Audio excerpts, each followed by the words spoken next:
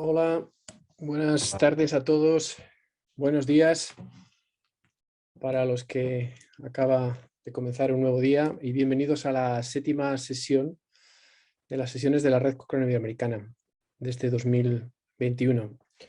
Esta será la última sesión de este año y al final de la misma daremos más detalles del plan de sesiones para el año 2022.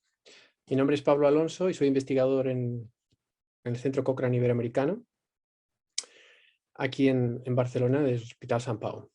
Y junto a mi compañero investigador Carlos Canelo estaremos moderando esta séptima sesión. El tema va a ser el sistema GRADE, experiencias y avances recientes, que esperamos sea de vuestro interés.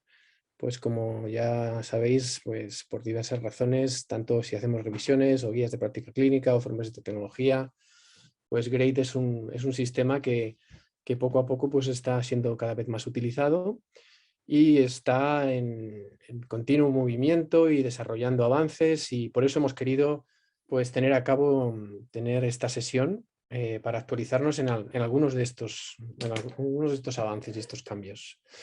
Tenemos una agenda muy apretada y por tanto por eso he empezado directamente ya vamos a ver si pasa diapositiva, para que no perdamos tiempo y que ningún ponente se quede con el tiempo que merece para realizar su exposición. Son exposiciones cortas de unos 15 minutos, tenemos 5 ponentes, entonces van a presentar, va a haber preguntas obviamente y lo vamos a hacer en tres bloques. Primero presentarán 2 ponentes, habrá una ronda de 15 minutos, 10-15 minutos de preguntas, 2 ponentes, preguntas, un ponente y preguntas. ¿De acuerdo? Lo que sí os sugerimos también es que según vayan avanzando las presentaciones, por favor que vayáis dejando vuestras preguntas en el chat. No esperéis hasta el final, según os vengáis teniendo dudas o queráis hacer comentarios, pues ponedlos en el chat y eso nos facilitará luego tener la discusión después de cada presentación. Y sin más retraso ya, que son las 4:04, empezaríamos con el primer ponente, que es Ludovic Rebeid. Es advisor regional en el Health Research Management, en el Departamento de Evidencia e Inteligencia en la PAHO, en la Organización Panamericana de la Salud, y también es coordinador del Clinical Management Team, también en PAHO. Él trabaja entonces, por tanto, en esta organización en la que se unió ya en el año 2010. Nos va a hablar de los desafíos, ¿no? en la institucionalización en cuanto a la implementación y desarrollo de guías GRADE. Ludovic, bienvenido, muchas gracias y cuando quieras. Perfecto, muchas gracias. No sé si me escuchas bien. Ahora podrías compartir pantalla, ¿te escuchamos muy bien? Perfecto, ya dame un segundo. No puedo compartir cámara, pero bueno, no importa. ¿Ahí bien ya mi presentación? Sí, perfecto. Perfecto, bueno, muchísimas gracias nuevamente por la invitación. Yo voy a hablar un poco y bueno, voy a entrar rápidamente en el tema. He visto el programa y veo que muchos de los colegas van a hablar de aspectos metodológicos, de ya el desarrollo de guías específicamente con GRADE. Yo quería pues enfocarme un poco más en los aspectos ya un poco más específicos de la institucionalización de lo que hemos venido trabajando, de cómo institucionalizar GRADE en la región. Y bueno, quería empezar un poco contándoles el contexto que nosotros tenemos en la región, y es que la contraparte nuestra pues son obviamente no solamente los programas nacionales de guías, sino hay diferentes instituciones en cada uno de los países y no son homogéneos. Con esto quiero decir es que a veces en algunos países tenemos diversas instituciones, o sea, podemos ir a un país donde hay 7 instituciones diferentes nacionales que producen guías y cada una con métodos diferentes y con resultados y productos un poco distintos. Otras instituciones que tienen sistemas de salud que están fragmentados, unos que son de seguridad social, otros que son específicamente del ministerio, otros que son de pronto programas especiales de salud, y cada uno de ellos también desarrolla muchas veces directrices o guías y lo hacen de forma diferente. Entonces, un poco el contexto de trabajo nuestro es a través de tratar de implementar que se hagan directrices que estén informadas por evidencia, guías informadas por evidencia, pero en cada uno de estos diferentes contextos y a veces a nivel nacional pues es difícil encontrar uno solo. El otro tema que quería aquí tocar inicialmente es que cuando hablamos de evidencia mucha gente entiende cosas muy diferentes de qué es evidencia. Y esto que está desarrollando, que todavía está en discusión, no es definitivo, el McMaster Health Forum, que tiene una Global Commission, ellos han identificado pues diferentes tipos de productos de la evidencia que van pues obviamente desde el tema de guías, pero también desde informes para políticas, evaluaciones de tecnología, también el análisis de datos, el modelamiento. Entonces todos estos son productos de la evidencia, y lo mismo cuando uno va a los países. En algunos países de pronto hay una sola institución que hace evaluación de tecnología, guías, documentos para políticas, y en otros países tenemos simplemente que hay un departamento o un programa específico de guías, y en algunos países ni siquiera existe como tal consolidado, sino es el programa específico de infecciosas o de algún tipo, programa particular que es el que desarrolla algunas guías nacionales, pero no en otras. Entonces, poco esa es como la contraparte con la que nosotros tenemos que trabajar. Entonces, además ya cuando entramos al programa específico, al programa nacional que existe, pues vemos que hay muy diferentes necesidades y muy diferentes tipos de tomadores de decisión. Todos sabemos que hay falta de institucionalización, o sea, no hay muchas veces definidas prioridades, no hay estructuras frecuentemente en varios de los países, hay diferentes capacidades que existen, el financiamiento pues es también diverso. Vemos muchísimo en la región que hay guías que son, realmente no están informadas por evidencia, sino son más documentos que se han hecho por consenso y opinión de expertos, y eso lo hemos visto mucho con COVID también, sobre todo el año pasado. También la idea de que cuando existen ya algunas prioridades específicas que se han definido,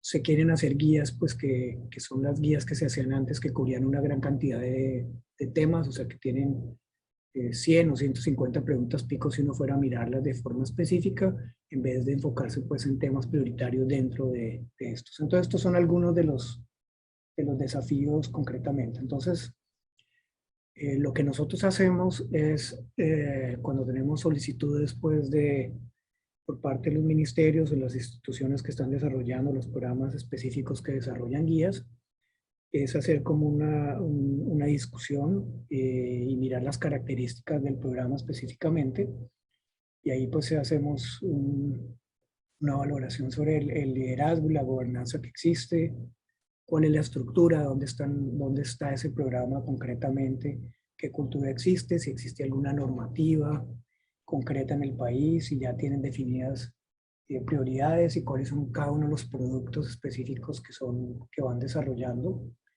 si tienen normas y estándares específicos, y en concreto pues también obviamente miramos el tema de conflictos de interés, que es un tema que nosotros consideramos crucial, que esté realmente institucionalizado y que sea transparente el desarrollo de estas guías. Obviamente el tema de recursos y bueno, otros que hemos visto que son esenciales es el tema de la colaboración y qué capacidades existen no solo en el ministerio, sino fuera de él, por ejemplo, en la academia, en otras instituciones que de pronto ya tienen un trabajo previo, como por ejemplo, y hemos visto la importancia de Cochrane en el desarrollo y el mismo grupo GRADE en el desarrollo posterior de apoyo pues, a los ministerios, creemos que es esencial. Entonces, hacemos una especie de evaluación general con el ministerio de qué es lo que se está desarrollando en este momento. Y en base a eso, pues, lo que hemos venido nosotros trabajando es, dependiendo la madurez institucional que tenga cada ministerio, entonces desarrollamos pues, un plan de trabajo y hemos venido para ello desarrollando algunas herramientas y algunos recursos. Les voy a mencionar algunos de ellos. Algunos de estos son, el primero que establecimos fue esta directriz para el fortalecimiento de programas nacionales informados por la evidencia, que tiene 3 capítulos. El primero habla específicamente del fortalecimiento institucional. El segundo, porque nosotros decidimos enfocarnos muchísimo en la adaptación de las guías, adaptaciones de guías que tengan pues evidencia reciente, que no necesariamente requieran pues buscar la evidencia global, pero sí de pronto enfocarse en la evidencia local, o hacer adaptaciones que a veces requieren pues una actualización de algunas de las recomendaciones. Estos son pues como los 2 caminos que tomamos. Y otro punto importante que es el tema de implementación, que hemos visto que es absolutamente esencial y todos lo sabemos. Entonces también generamos una directriz y también es algo que trabajamos para tener estrategias de implementación mucho más claras, de forma más integrada pues, por parte de estos programas. ¿Qué usamos nosotros? Pues obviamente lo mismo que venimos recomendando de OMS y OPS, que es para el desarrollo de revisiones sistemáticas. Pues obviamente está el handbook de Cochrane, pero pues también hay un manual para el desarrollo de guías que ha sido desarrollado y actualizado por la OMS y es, digamos, el documento clave que nosotros utilizamos y el manual de adaptación que les acabo de referir. Además de eso, pues obviamente utilizamos GRADE. Sin embargo, para otro tipo de productos, pues hay otro tipo de metodologías y estamos pues obviamente nosotros también utilizando estas y tratando de generar sinergias, integración con temas de evaluación de tecnología, de políticas, para que pues haya, digamos, una respuesta integrada y no que se generen silos dentro del propio ecosistema de evidencia.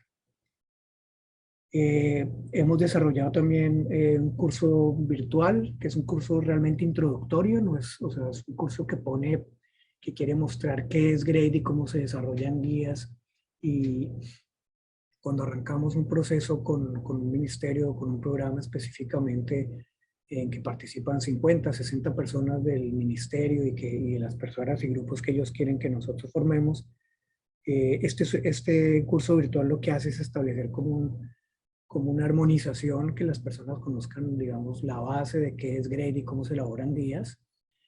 Y posteriormente hacemos ya talleres de trabajo de forma más concreta, que son los típicos workshops que hacíamos antes presenciales y que ha tocado un poco migrar a workshops virtuales de alguna manera pues en estos 2 años, pero que hacen parte pues del trabajo específico que hacemos. Y aquí es algo que es importante, es que hemos identificado diferentes actores. Entonces no es lo mismo entrenar al panel que va a participar en el desarrollo de una guía, que hacer el entrenamiento metodológico o que hacer más como una divulgación de qué es GRADE o que para el personal de salud. Entonces tenemos como diferentes talleres y formas de capacitación dependiendo pues de estos diferentes tipos de actores que participan en el proceso.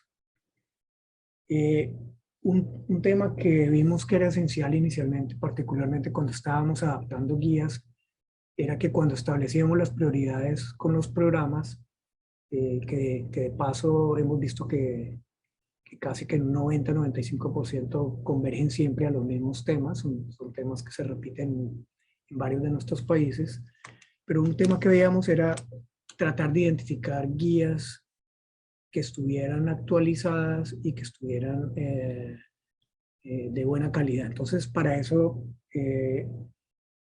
hace algunos años iniciamos el desarrollo de esta base, que es la base internacional de guías GRADE. En este momento tenemos casi 1.500 guías que hemos identificado.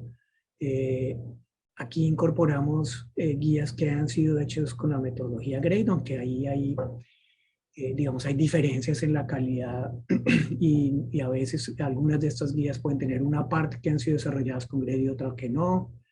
Pero decidimos incorporar y ser amplios en tratar de identificarlas y ya que cuando se vayan a utilizar, pues allá se haga todo el proceso de evaluación, por lo tanto, de cada una de estas. Entonces, esta la hacemos obviamente clasificado por cada uno de los objetivos de desarrollo sostenible, por diferentes temas, por las diferentes instituciones, por los países.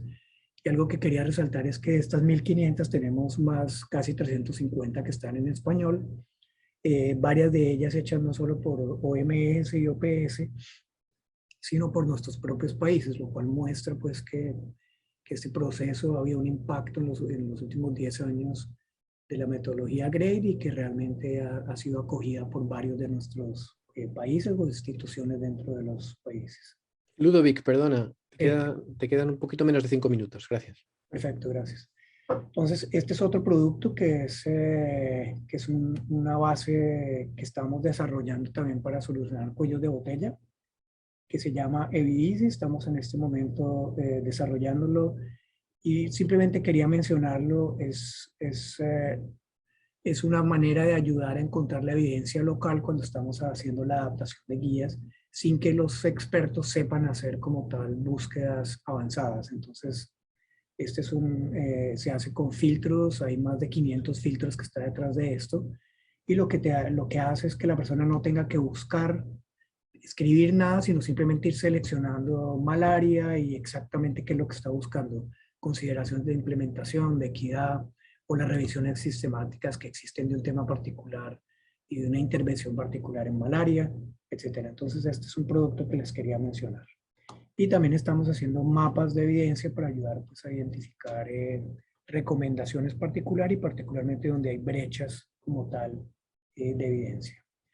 Ahora quería pasar muy rápidamente a unos casos específicos. El primero es que es el trabajo que hemos venido haciendo con COVID. Hemos venido haciendo ya casi 30 publicaciones, actualizaciones de una revisión de terapéuticas. Tenemos ahí más de 450 ensayos clínicos aleatorizados que hacen parte de esta revisión viva y más de 155 intervenciones que estamos incorporando. Con estas, en base a esto que estamos actualizando cada 3 semanas y que con esto realmente respondemos a los requerimientos que nos hacen todos los días sobre una gran cantidad de preguntas diferentes, los países. También desarrollamos guías de manejo, que hemos también hecho pues varias actualizaciones de estas guías de manejo y todas pues tienen, obviamente, están hechas con GRADE. Quería ya entrar muy rápidamente al final, contarles algunos casos ya de implementación. Este es, por ejemplo, Perú, que tiene pues varias instituciones, tiene pues particularmente el Instituto Nacional de Salud, el Ministerio y tiene también eSalud. Para ello pues, se han desarrollado normas técnicas, se hizo todo el proceso que les conté del curso virtual, de capacitaciones en los últimos años. En base a esto, pues en este momento hay ya casi más de 25 guías que han sido hechas con GRADE. Este también es un caso que estamos desarrollando en los últimos 2 años con El Salvador. Hicimos exactamente el mismo proceso que les conté, no voy a repetir. En estos 2 años hemos ya adaptado 4 guías de GRADE, estamos adaptando otras 2 y también se está pues desarrollando todo el proceso de implementación con el país. En este momento también esas guías que les mostré de COVID son las que también estamos implementando pues en el país. Este es otro caso que es Argentina. Ellos tomaron nuestro manual de adaptación y generaron su propio manual en base al que nosotros desarrollamos Y también, en base a la revisión Cochrane, ellos también hacen una actualización de la evidencia que hay sobre intervenciones y utilizan también GRADE específicamente pues, para generar este trabajo que hacen ellos particularmente. Ya para terminar, pues algunas consideraciones clave. Obviamente hay muchísima información y traté de resumir de forma muy rápida varios de estos proyectos, pero claramente existen varios desafíos para tratar de institucionalizar GRADE en la región, pero creo que en los últimos 10 años ha habido avances muy importantes y la mejor manera de verlo es que tenemos un buen número de países que están produciendo guías GRADE, no solo pues en instituciones académicas, sino las mismas instituciones nacionales públicas. Hay un diferente grado de maduración sobre la institucionalización. Hay unos que están iniciando el proceso de adaptación, otros ya, digamos, han producido un buen número, tienen generadas, pues, toda la red de producción, como por ejemplo un buen caso es Chile, que ya ha producido decenas de guías basados en la metodología GRADE y tienen pues todo el proceso para hacerlo. Es muy importante generar pues sinergias con lo que yo les contaba, los diferentes productos del ecosistema de evidencia, de evaluación de tecnologías, de guías, de políticas, de la parte de análisis de datos, porque digamos que si no se pierde muchísimos esfuerzos o hay duplicación de esfuerzos y a veces entonces una guía puede recomendar algo que no está ni siquiera incluido en el plan nacional. Entonces, bueno, ese tipo de sinergias realmente hay que desarrollarlas. Y nosotros pensamos que generar productos que ayuden a solucionar cuellos de botella son clave. Por eso desarrollamos BIG, la base de guías GRADE, desarrollamos este otro que ayuda a encontrar la evidencia local, toda la evidencia que se dice a los países también. Pensamos que eso es realmente clave. Y claramente hay que mejorar la calidad de los productos finales. Es un proceso que se va armando y que pensamos que a largo plazo se puede ir desarrollando. Entonces, bueno, muchísimas gracias, Pablo, y disculpas por haberme pasado algunos minutos. No, muy bien. Muchas gracias, Ludovic. Impresionante el trabajo que estáis llevando a cabo, pero como hemos prometido, vamos a ir con el segundo ponente y luego tendremos las preguntas. Vemos que prácticamente no hay preguntas todavía. Por favor, incluir preguntas ahora que ha terminado Ludovic, que tenéis reciente su presentación. Y voy a ir, mientras tanto, presentando al siguiente ponente. A ver. Y compartiendo pantalla. Un momentito.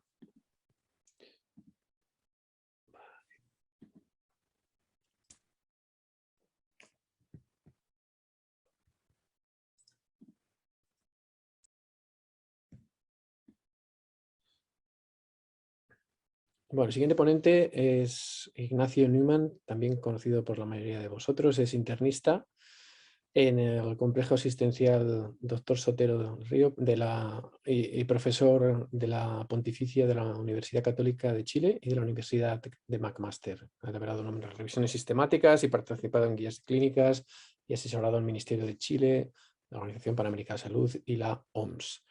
Y nos va a hablar de un caso concreto de adaptación de una guía a Latinoamérica, de una guía de la Sociedad Americana de Hematología. Cuando quieras, Ignacio.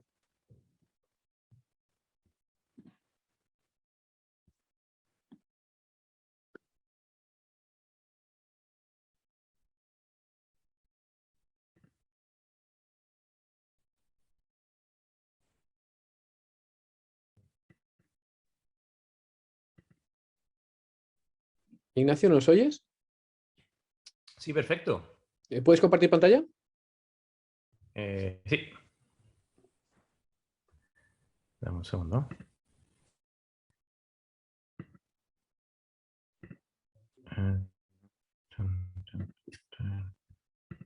También invito a los ponentes que pueden contestar algunas de las preguntas también en el propio chat de preguntas y respuestas. Y dependiendo del número, pues iremos seleccionando algunas que les transmitiremos en la sesión de preguntas. Y ahí está, no sé, la veía, ¿no? Se ve, se ve. Ponlo en modo presentación y ya estaría. Perfecto. ¿Iba a presentar el tiro? Yo pensé que era... ¿Sí? ¿Perdón? Sí, sí, vamos a hacer 2 presentaciones y luego habrá preguntas para los 2. Ya. ¿Y quién presenta primero? Bueno, ya ha presentado Ludovic, ahora eres tú. Ah, perfecto. Venga, cuando quieras.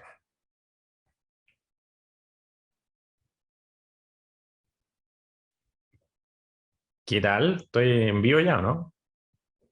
¿Sí? Estás en directo, se te oye bien, se ve tu presentación y hay 81 personas escuchándote. Perfecto, muchas gracias. Bien, muchas gracias por la invitación. Soy Ignacio Neumann, bueno, soy chileno, internista, además metodólogo, y también soy parte de la red Great Cono Sur, que estamos recién partiendo, así que lo invito a seguirnos en redes sociales. Tratamos de poner material interesante para todas las personas. Lo que les voy a contar ahora es, las diapositivas están en inglés porque son parte de una presentación bueno, que he hecho un par de veces más. Entonces, tiene que ver con se llama la historia de 2 guías, parafraseando un poquito Tale of Two Cities, de la historia de Mark Twain. Y, bueno, mis disclosures, conflictos de interés financiero, yo recibo grande de la Sociedad Americana de Hematología y la Organización Mundial de la Salud, por cosas relacionadas a guías clínicas.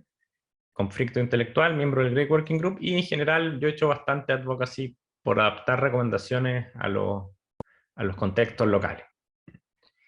Un poquito de background: en Great nosotros tenemos 5 tipos de recomendaciones. Tenemos las recomendaciones fuertes, que pueden ser a favor o en contra. La recomendación fuerte a favor significa que hay claramente una alternativa superior a otra. La recomendación fuerte en contra significa que una alternativa, normalmente la comparación, la intervención, de nuevo, hay claramente una alternativa superior a otra y es mejor no usar una de las opciones. Y lo más frecuente es que estamos en las recomendaciones condicionales, en donde el balance es cercano o a veces hay bastante incertidumbre respecto a este balance. Y estas recomendaciones pueden ser a favor de la intervención, en contra de la intervención, y hay una que puede ser a favor de ambas intervenciones, que tiene sentido cuando hay 2 intervenciones activas. Entonces tenemos 5 tipos de recomendaciones, y esto es importante porque nosotros definimos un cambio importante en la recomendación cuando se movía la recomendación de una categoría a otra, cuando cambiaba de una categoría a otra de estas 5 que tenemos. ¿Qué fue lo que hicimos? Nosotros participamos en la elaboración de una serie de guías clínicas de la Sociedad Americana de Hematología, que están para el manejo de la trombosis. Son 10 capítulos, tratan distintos tópicos, y si bien estas guías se hicieron con un scope global, con la idea de tratar de incluir los mayores settings posibles, la mayoría de los panelistas eran de Norteamérica y Europa, y cuando llegaba el momento de tomar decisiones, siempre fue el acuerdo, a veces explícito, otras veces implícito, de pensar que estábamos en un setting de altos recursos. Por lo cual surgió la inquietud de que estas recomendaciones pudieran ser no tan aplicables a settings distintos, en el fondo con una estructura distinta, con una infraestructura distinta, con un sistema de recursos distinto, y apareció ahí la idea de hacer esta adaptación a otros settings. La Sociedad Americana de Hematología tiene un partnership bastante importante con varias sociedades en Latinoamérica, y iniciaron este proyecto y de alguna manera nos involucramos nosotros y partimos haciendo lo que llamamos el development de las preguntas de la guía de trombosis. La guía de trombosis tiene cientos de preguntas. Nosotros son 10 paneles trabajando en paralelo. Nosotros teníamos un solo panel latinoamericano, por lo tanto dijimos, bueno, no podemos adaptar todas las preguntas porque no vamos a terminar nunca. Vamos a partir con las que parecen prioritarias para la región, y se hizo un proceso de priorización, y quedaron las 57 recomendaciones de las muchas que habían, que a los panelistas latinoamericanos les pareció más importante adaptar. Perdón, una palabra sobre los panelistas. Son panelistas de 11 países, tenemos 12 panelistas de 11 países, hay un país que se repite, y la idea fue que hubiera un representante de cada país, y para tener como una distribución amplia de los puntos de vista.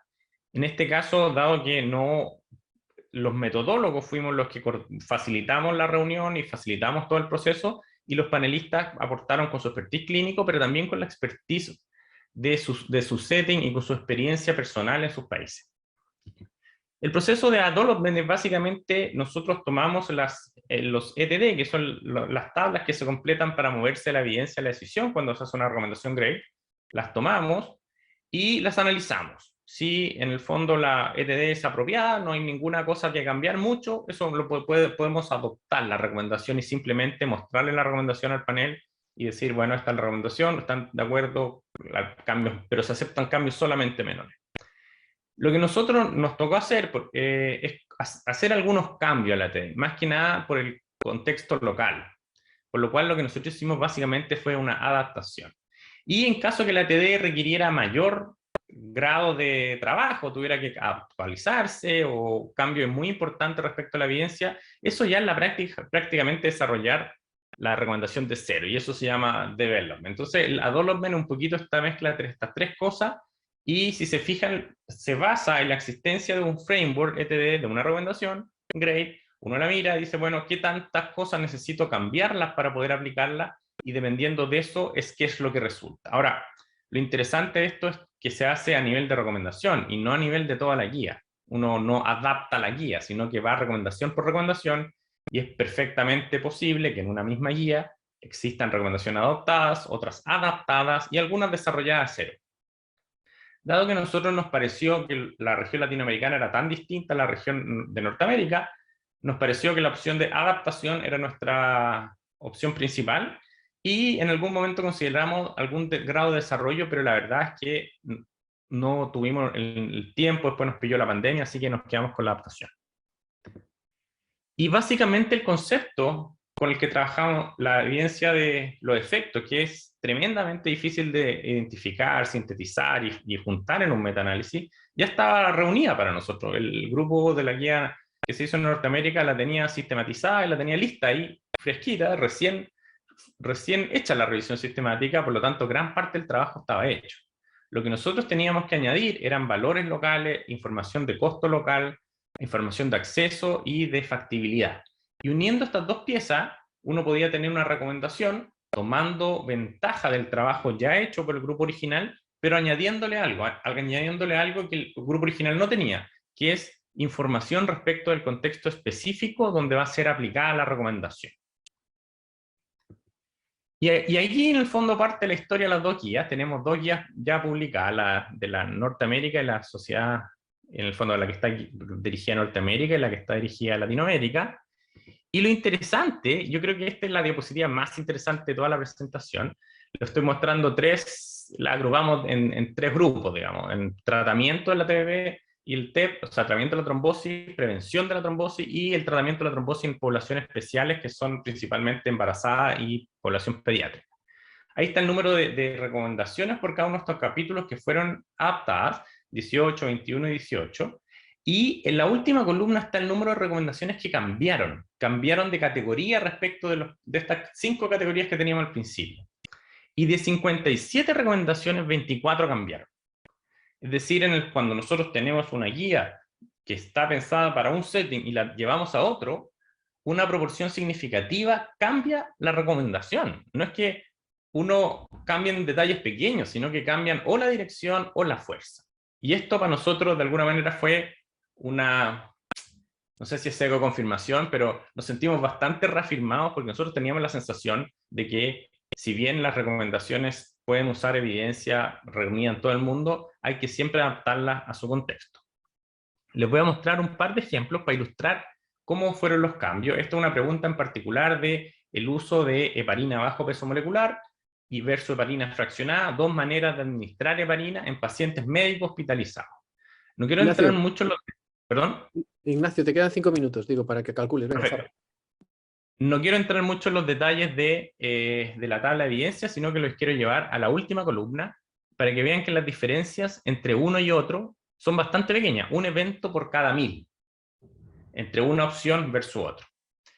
¿Qué pasa con los valores y preferencias? Bueno, uno implica una inyección al día, otro implica 2 inyecciones al día. No encontramos evidencia, pero nuestra suposición fue que la mayor parte de los pacientes va a preferir menos inyecciones, también el personal de salud va a preferir menos intervenciones.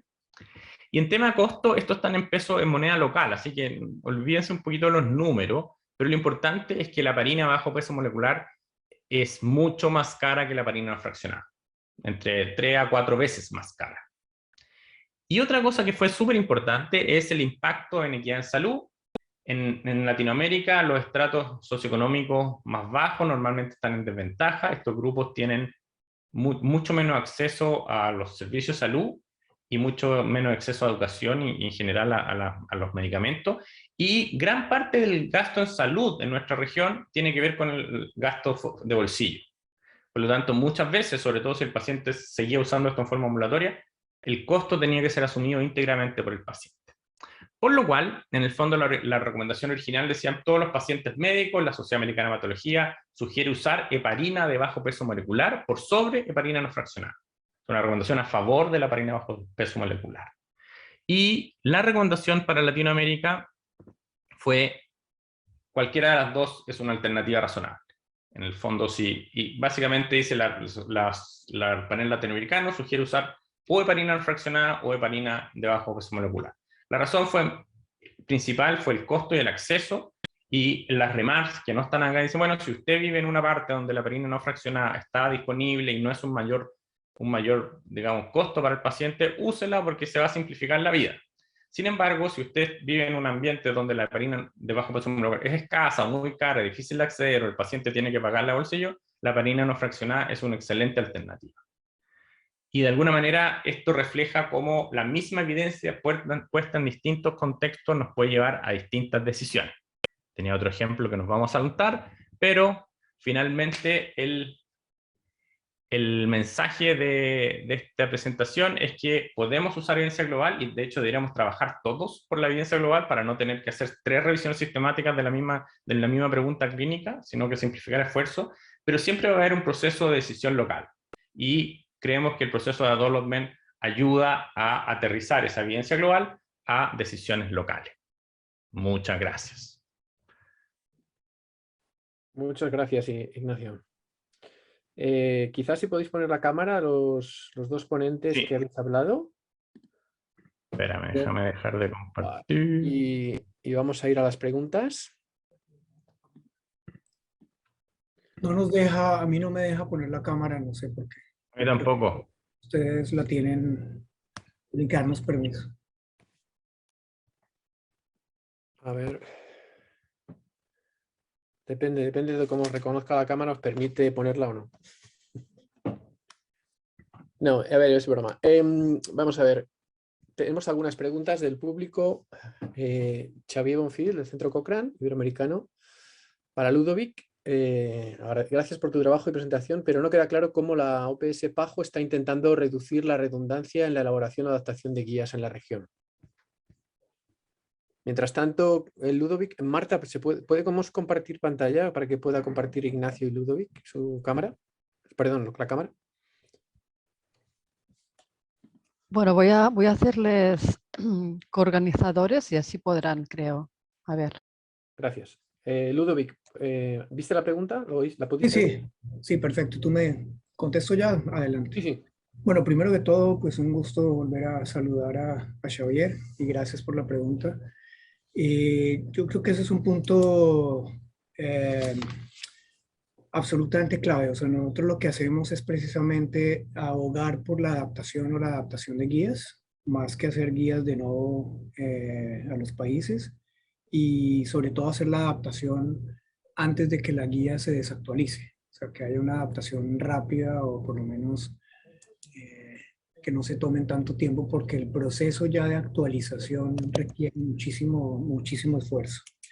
Sin embargo, con respecto al tema de adaptación o adopción, lo primero es que cada uno de los países, digamos, un país usualmente no es que diga, si hay una guía mundial, entonces nosotros vamos a coger esta guía y es la guía nacional. Ellos usualmente lo que buscan es tener una guía que haya hecho un proceso específico de adaptación en el país, que pasa pues por ir mirando cada una de las recomendaciones, ver que sean aplicables, factibles, que estén disponibles, que haya acceso. Entonces, si hay un proceso local que se hace, y es donde nosotros, digamos, hacemos el esfuerzo mayor cuando se hace la adaptación de la guía como tal. Lo que hemos visto es que buena parte de las recomendaciones usualmente se acogen de forma similar, pero no necesariamente todas, y tiene que haber un proceso para llegar a eso. Entonces, sí puede uno terminar a veces que una guía que fue producida inicialmente por, qué sé yo, por McMaster o por OMS, esté luego posteriormente adaptada en 4 o 5 países de forma particular. No lo llamaría redundancia, yo creo que hace parte del proceso mismo de que un país acoja esas recomendaciones, genere todos los procesos de cómo hacer la implementación y la discusión y un plan de trabajo al respecto de Ujú. esas implementaciones y se pueda pues posteriormente generar como tal. Entonces, no lo llamaría exactamente redundancia en ese caso de adaptación. Las guías de nodos estamos completamente de acuerdo. Gracias, Ludovic. Puedes poner tu cámara ya. Bueno, Ignacio, tienes varias preguntas. En relación a la adaptación de recomendaciones, te las pongo sobre la mesa, no sé si las puedes ver, ¿no? ¿Cuáles son mayores desafíos que habéis tenido? Aunque yo creo que tu situación era un poco privilegiada porque es una guía ASH, todo revisiones sistemáticas, todo grade muy cuadradito y ETDs, todo hay que decirlo, y cómo eso puede tener relación con otras experiencias futuras, y si existe alguna estrategia de adaptación que no usan grade, y también cuáles fueron los factores que más frecuentes tuvieron que adaptar. Porque si son factores que nos la evidencia sobre efectividad, probablemente no hace falta hacer una revisión sistemática. Sí, bueno, es verdad lo que dice Pablo. En el fondo nosotros partimos de un muy buen producto. En el fondo las guías de la guía de la Sociedad Americana están muy bien hechas, están muy detallado todo, por lo tanto es muy fácil partir de ahí.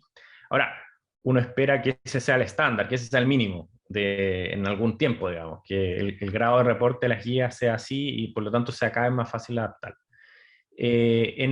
Cuando el material inicial no es tan detallado, se vuelve un poquito más complicado porque uno tiene que extraer más información. Ahora yo diría, no hay ninguna posibilidad de adaptar una guía que no haya hecho una revisión sistemática, porque en realidad una guía que no haya hecho una revisión sistemática, en realidad no tiene, mi percepción es que no tiene mucho valor como guía, por lo tanto en el fondo no vale la pena adaptarla, y segundo, lo que implicaría sería hacer la revisión sistemática de nuevo, por lo que en la práctica es hacer todo de nuevo, es partir de cero. En otros proyectos no hemos topado con revisiones, que en el fondo como le llamamos el grade light, que en el fondo es como un grade más no tan intenso en reporte de información, pero uno teniendo la revisión sistemática, uno puede completar la ETD con la información que está en la guía, con la información local, por lo cual en el fondo yo diría que uno teniendo revisiones sistemáticas puede implementar el development con más o menor trabajo, dependiendo de lo que esté, pero se puede. Si no hay revisiones sistemáticas, yo diría que no se puede porque realmente hay que hacer todo de nuevo. Y también mi pregunta, lo que yo pienso es que no es una guía que tenga un valor como para adaptarla, porque sinceramente si no está basada en revisiones sistemáticas, la recomendación es difícil ver el link entre la evidencia que la soporta y la recomendación. Uh-huh. ¿Cuáles fueron los mayores desafíos para nosotros? En particular, dado que el material era tan bueno, el material no fue un problema. Lo que sí, no todos yo diría ninguno de los panelistas estaba familiarizado con Grade, por lo cual hubo una curva de aprendizaje respecto de cómo utilizar Grade, y nos topamos con los mismos desafíos que se topa todo el mundo cuando parte usando Grade, que hay un poquito de desconfianza, porque pasa que hay una transferencia de la toma de decisiones. Los panelistas están acostumbrados a sentarse ellos, ponerse de acuerdo y redactar las recomendaciones.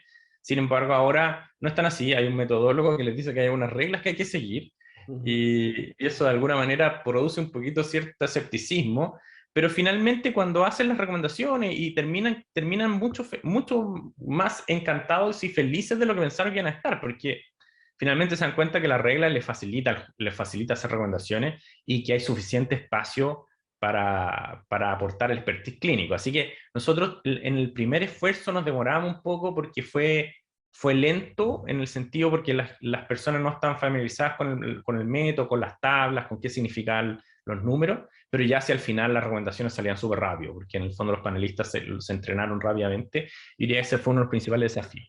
Y el otro desafío fue reunir la información local. Es que es extraordinariamente difícil reunir información de valor y preferencia, de costos, de acceso. Nosotros hicimos harta búsqueda manual, pero es extraordinariamente difícil porque rara vez está sistematizada, y reunir la información local muchas veces implicó, no sé, por ejemplo, la información de costos, buscamos directamente los precios a que los ministerios compraban cosas, digamos, porque no había otra manera de saberlo. Entonces, tener información local no es tan fácil como obtener los estudios randomizados. En el fondo hay un verdadero desafío ahí, y si hubiera una manera, digamos, hubieran revisiones sistemáticas de información local, sería bastante más fácil todo. Yo diría que ese fueron los principales desafíos, Vale, creo. muchas gracias, Ignacio. Muy interesante todo lo que comentas y también Ludovic. Dos cositas. A las personas que preguntan, por favor preguntar en la sección de Q y A, Questions and Answers, porque ahí los ponentes os pueden contestar a vuestras preguntas para las que no os podamos abordar, como es en este caso. Hay varias preguntas también para ti por aquí, veo, Ignacio, si puedes ir ¿Mm? dándoles un poquito de feedback, además todo el mundo se puede beneficiar de eso. Y sin más dilación, agradecer de nuevo vuestra participación y vamos a pasar a los siguientes ponentes. Un momentito.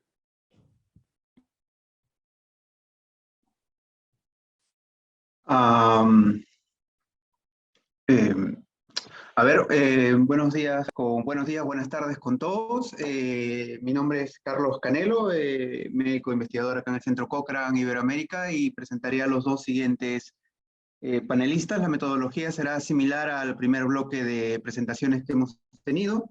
Básicamente 15 minutos por presentación, 2 presentaciones seguidas y luego un bloque de preguntas. Entonces, a fin de hacer esto lo más ágil posible, presentaremos la primera presentación. Estará a cargo del doctor Iván Flores, que será abordaje GREY para metaanálisis en red, calidad de evidencia y conclusiones. Quien es pediatra, magíster en epidemiología clínica, doctor en metodología de investigación en salud y actualmente profesor también en la Universidad de Antioquia como profesor asociado en la Universidad de McMaster y miembro del grupo GREAT y también del grupo de la red de GREAT colombiana y líder también de uno de los investigadores también de la colaboración AGRI, director de Cochrane Colombia, y bueno, tiene bastante conocido por sus publicaciones y demás en el tema, ¿no? Sin más, pasamos con Iván.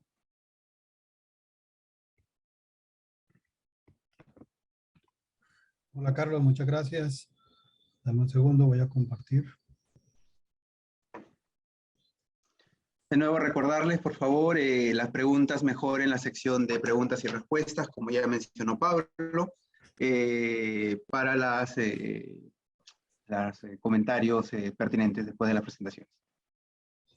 Gracias, Carlos. Listo, entonces aquí pueden ver la conferencia. Vamos rápidamente a ir por este tema. Es un tema que tiene bases muy técnicas en algunos conceptos. Trataré de resumir los conceptos básicos que son importantes para poderlos entender. Ya Carlos pues me dio una pequeña introducción de lo que hago y dónde trabajo. Tengo como conflicto de intereses que declarar. Soy coinvestigador de grants que han sido financiados por el Instituto Canadiense de Investigación en Salud, la OMS, y el Ministerio de Ciencia de Colombia, MinCiencia.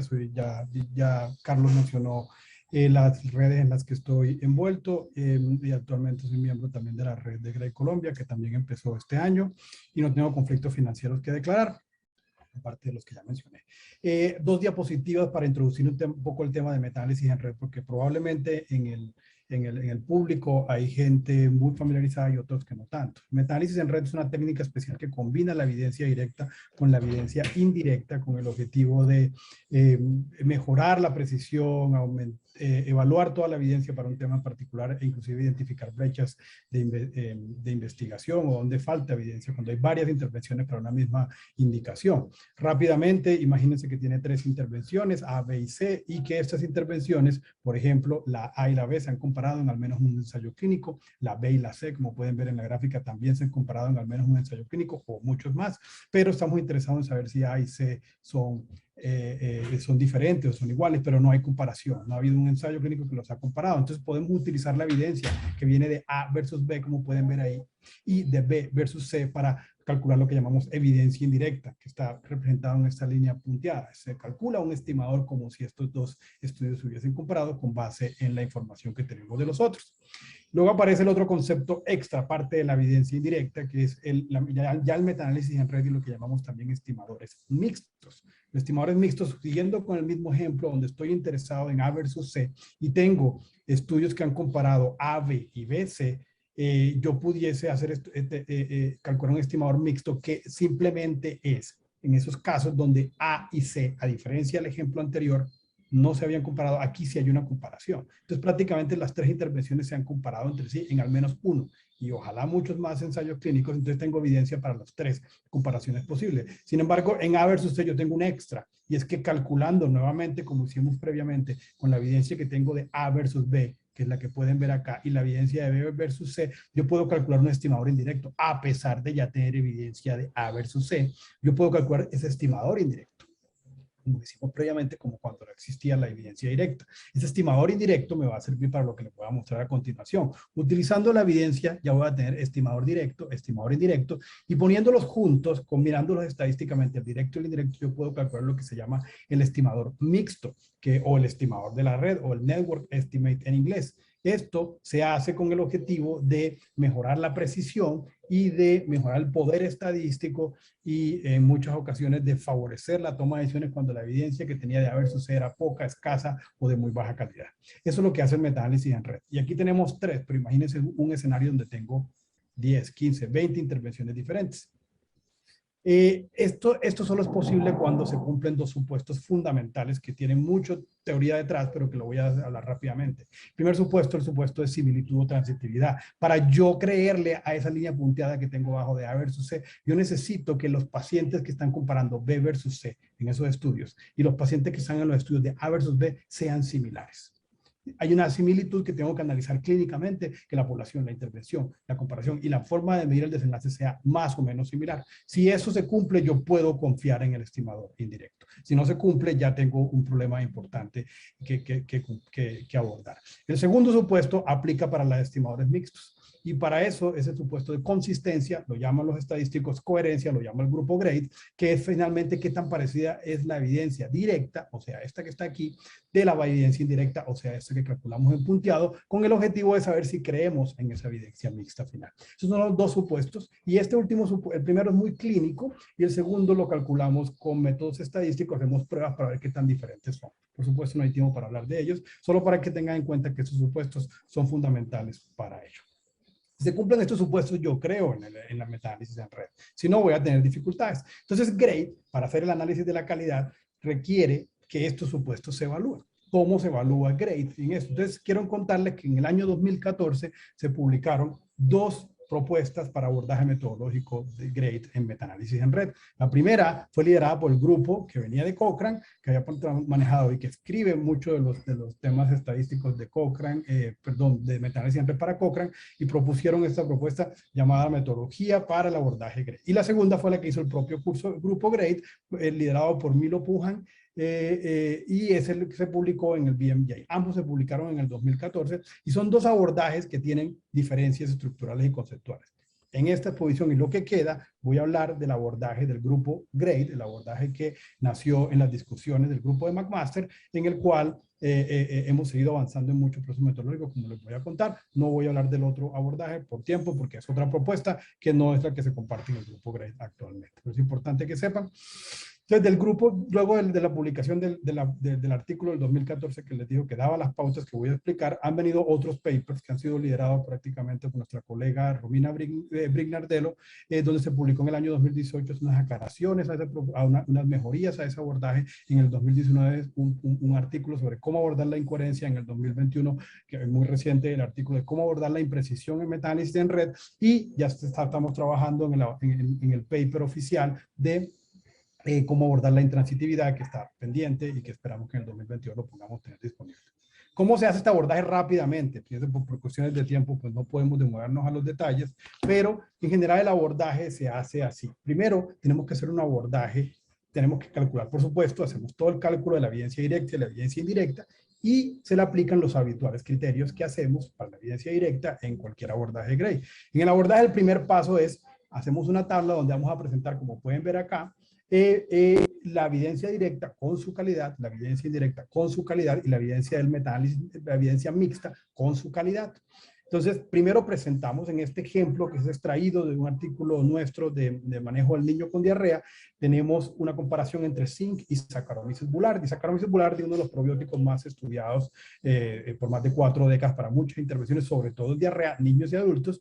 En la comparación de zinc y boulardii, nosotros encontramos que la diferencia que había entre zinc y boulardii era la que pueden ver ahí en diferencia de medias, es decir, en la diferencia de la duración de la diarrea en horas, 32 horas, pero con un intervalo de confianza bastante amplio, que como pueden ver no era significativo. Y presentamos la evidencia indirecta que se calculó a partir de la evidencia que aportaba ABC, si se acuerdan, para calcular cuál sería la evidencia indirecta. Entonces teníamos evidencia directa para esta comparación y teníamos un cálculo de evidencia indirecta que pueden ver ahí que tampoco dio significativo. En un segundo paso, calificamos la calidad de la evidencia con el método GRADE habitual, directo, que son los famosos criterios que siempre aplicamos, con un pero que ya les voy a decir, y calificamos la evidencia para estimación del efecto que teníamos aquí y la calculamos y aplicamos los criterios. Aquí tengo que hacer una aclaración. No se aplican los 5 criterios completos. Y la razón por la cual no se aplica y se retira uno que es imprecisión es porque uno de los conceptos, como les dije previamente, con el metaanálisis en red, es que al combinar la evidencia directa con la indirecta, yo sea capaz de mejorar la precisión de los estimadores que estoy obteniendo y por lo tanto es uno de los grandes objetivos que buscamos. La precisión no debería aplicarse en el paso de la evidencia directa. La razón es porque la evidencia directa puede estar muy imprecisa, pero al final la evidencia con metaanálisis en red, que es la que voy a obtener mayor precisión, puede que ya no sea imprecisa. Entonces aplicamos el criterio de precisión al final. Entonces aplicamos los 4 criterios sin imprecisión y para este caso acabamos teniendo una calidad moderada. En la calidad de la evidencia indirecta que teníamos este estimador de 2,8 con un intervalo de confianza amplio, encontramos que la calidad era baja. Los criterios para definir esto se hace utilizando cuál es la evidencia directa que me está aportando para ese estimador indirecto y se aplica el famoso criterio de intransitividad que era el que les había mencionado previamente. Si se cumplen la similitud entre los estudios que se compararon, que utilizaron la evidencia directa para calcular el indirecto, yo asumo que no hay intransitividad y por lo tanto no le bajo. Si hay intransitividad, le bajo la calidad. En este caso terminó siendo baja, no porque hubiera intransitividad, sino porque la evidencia que aportó indirectamente sin contra placebo y Saccharomyces boulardii contra placebo era de baja calidad y se utiliza la evidencia más baja de las 2 evidencias directas que me están aportando a ese estimador directo. En este caso fue baja. Entonces, presentamos directo e indirecto, evaluamos la calidad para ambos y la presentamos aquí a continuación. En el siguiente paso, presentamos el metaanálisis en red estimado, que es la combinación de directo y indirecto. Como pueden ver ahí fue 12,8, de menos 26,8 a 4,2. Y al final evaluamos la calidad de ese último estimador, que como pueden ver tiene un intervalo de confianza más estrecho, y ahí aplicamos la evidencia directa, la evidencia indirecta, utilizamos el más alto de los dos, tenemos moderado, tenemos bajos, entonces la evidencia mixta, que es la combinación de los dos, vendría a ser moderada, y esa evidencia que es moderada, que es la de ese estimador que están viendo al final a la derecha, solo se le baja la calidad cuando se le aplica la estimación de la precisión y se le aplica el criterio de la incoherencia, que es con base en el análisis estadístico que hacemos de si hay inconsistencia o no entre la evidencia directa y la indirecta. Esa es la forma en que se aplica en el método GRADE y se presentan los tres estimadores con sus 3 cargas, con sus 3 calidades, perdón. Agrego otro avance que se ha hecho GRADE, que fue liderado por nuestro colega Juan José Yepes, donde se hizo un desarrollo muy estructurado para poder poner para la utilidad de todos los usuarios de GRADE, desarrolladores de guías y desarrolladores de revisiones sistemáticas, la forma en que se deben presentar las tablas GRADE Soft Table para presentar los resultados de metaanálisis en red. Ahí está la publicación donde pueden acceder y van a ver cómo la tabla, esta es la forma en que se presenta, donde se presenta en red por número de intervenciones y se aplica adicionalmente, adicional a la calidad de la evidencia, el ranking o los sucras que se obtuvieron del análisis y la interpretación. Y por último, un poquito menos de 5 minutos, Iván. Listo. Sí, señor. Gracias. Este abordaje ha estado aplicado a la fecha en más de 60 metaanálisis en red, para decir. Y por último, el abordaje de conclusiones, que es lo más reciente que hemos trabajado. Nos dimos cuenta con las discusiones de todo esto que la calidad es una cosa, pero que la mayoría de los metaanálisis en red estaban dándole mucha importancia a los famosos rankings, los sucres. Y hay varias literatura criticando los problemas que tienen los rankings y los sucres, porque son evaluados por los tomadores de decisiones como la única forma o los resultados más importantes del metaanálisis en red. Y de eso podemos discutir posteriormente. Entonces, consideramos plantear una propuesta en la cual se tuviera en cuenta para las conclusiones, sobre todo en metaanálisis muy grandes, de qué debe leer el lector, qué debe leer el usuario, considerando la estimación del efecto, considerando las diferencias que hay entre las intervenciones, la calidad de la evidencia que acabamos de explicar, y los rankings terminan siendo como secundarios, y esto decidimos hacer unos grupos. Es decir, cuando tenemos metaanálisis en red, más que leer la estimación del efecto solo o el ranking solo, es bueno tener unos grupos, porque con frecuencia no tenemos evidencia para diferenciar individualmente las intervenciones dependiendo del tamaño. De ahí salen los papers que se publicaron el año pasado. Damos dos abordajes para sacar conclusiones en metaanálisis en red. Estos papers ya están utilizados por mucho. El primero se ha utilizado por más de 20 metaanálisis en red, se publicó exactamente hace un año, y el segundo se ha aplicado por más de 10, 11 metaanálisis en red a la fecha. Ese abordaje tiene estos pasos que están más detallados, por supuesto, en los artículos del BMJ, donde escogemos una intervención comparativa. En la mayoría de las veces es el placebo, pero en otros casos puede ser el tratamiento estándar.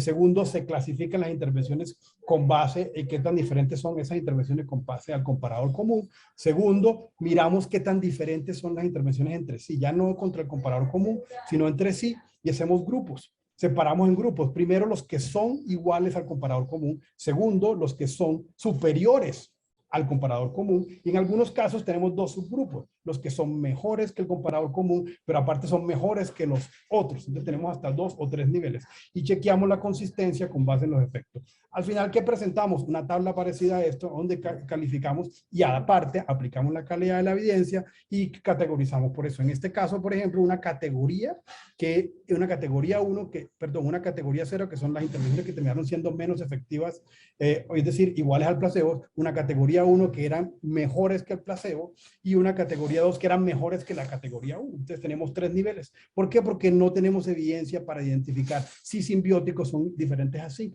Y aunque los sucras sean diferentes, en general podemos decir que estos son iguales al placebo, estos son mejores que el placebo, y estos son mejores que los anteriores. Entonces la idea es agrupar para no dejar la decisión solamente al valor individual del sucra. Eso lo hemos presentado en algunos metaanálisis publicados, y estamos haciendo trabajos de cómo agregarle colores para facilitar la interpretación y de reparar, como pueden ver muy bien aquí, los de alta calidad de la evidencia versus los de baja calidad de la evidencia, y así el lector tiene que hacer énfasis en lo que está en este caso en color verde, que es lo que tiene más calidad, y menos en lo que tiene color amarillo, que es lo que tiene menos calidad. Otros ejemplos de cómo se están presentando, partidos en alta y baja calidad, y haciendo el énfasis en que hacer grupos más que hacer simplemente la lista de intervenciones. Y esta es la forma en que se está trabajando, y que esperamos que la mayoría de los metaanálisis siempre lo sigan aplicando. Otros ejemplos con colores, mostrando pues las clasificaciones, simplemente para que tengan una idea de cómo se están presentando estos con base en el abordaje que acabo de explicar.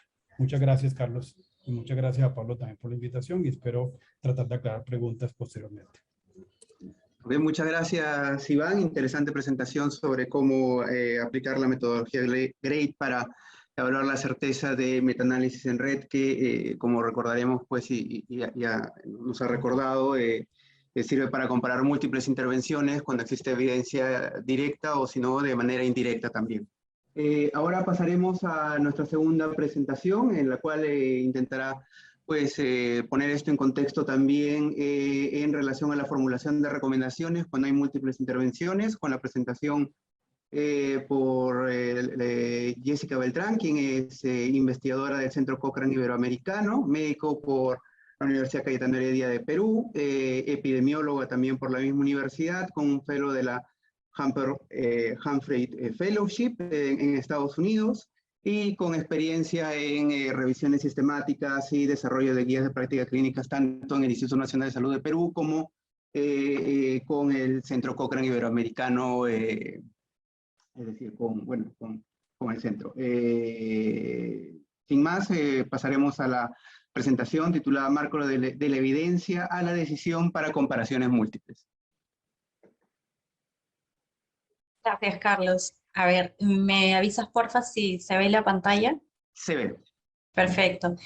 Bueno, buenas tardes a todos. El tema que me ha tocado compartir con ustedes es el marco de la evidencia a la decisión para la comparación de múltiples intervenciones. Por motivos de tiempo, me voy a centrar en estos 3 puntos principalmente, porque es importante desarrollar este marco, los pasos del enfoque que ya han sido publicados y los avances recientes que están por publicar.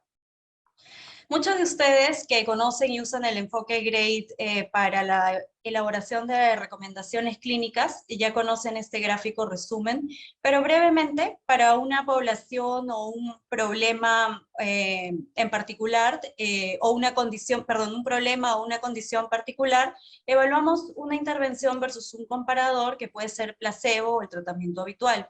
Realizamos la revisión sistemática, el metaanálisis, sintetizamos esto en un perfil de evidencia o en una tabla de hallazgos, una tabla de resumen de los hallazgos, evaluamos la certeza de la evidencia y finalmente utilizando la ETD, un panel puede evaluar no solo los efectos, sino también otros dominios importantes para finalmente elaborar una recomendación contextualizada.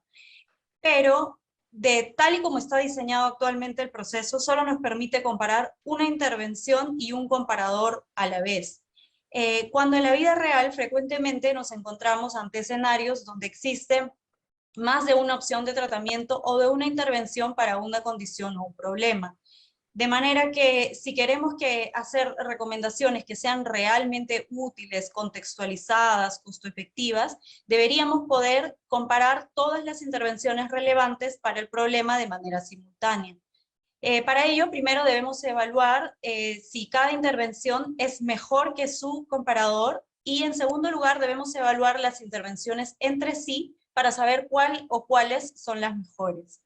Así, nuestra recomendación final incluirá una evaluación de efectividad y seguridad, pero también puede incluir una jerarquía o un orden de preferencia.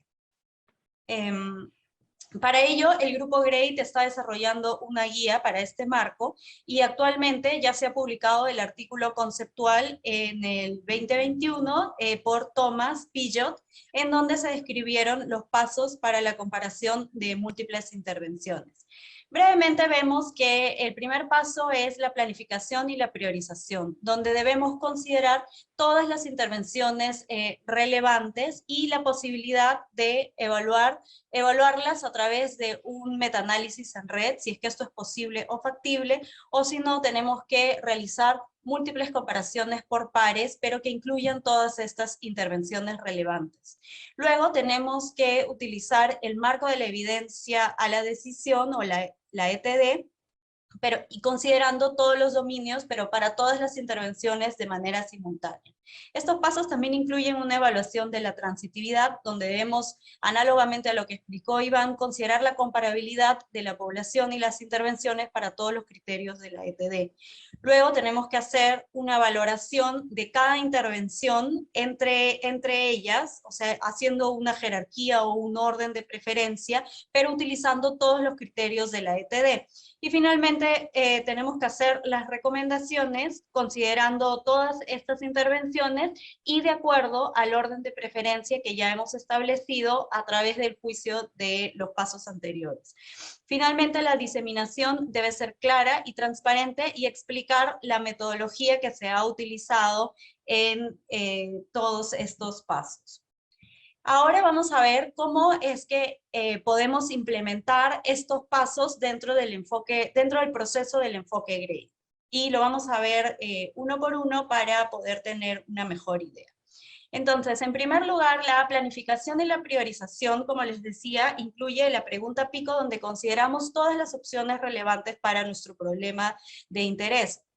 Y acá vemos la posibilidad de hacer un metaanálisis en red versus tener que seguir haciendo lo que se llama comparaciones por pares, que es lo que normalmente hemos hecho hasta ahora, y hacer múltiples metaanálisis.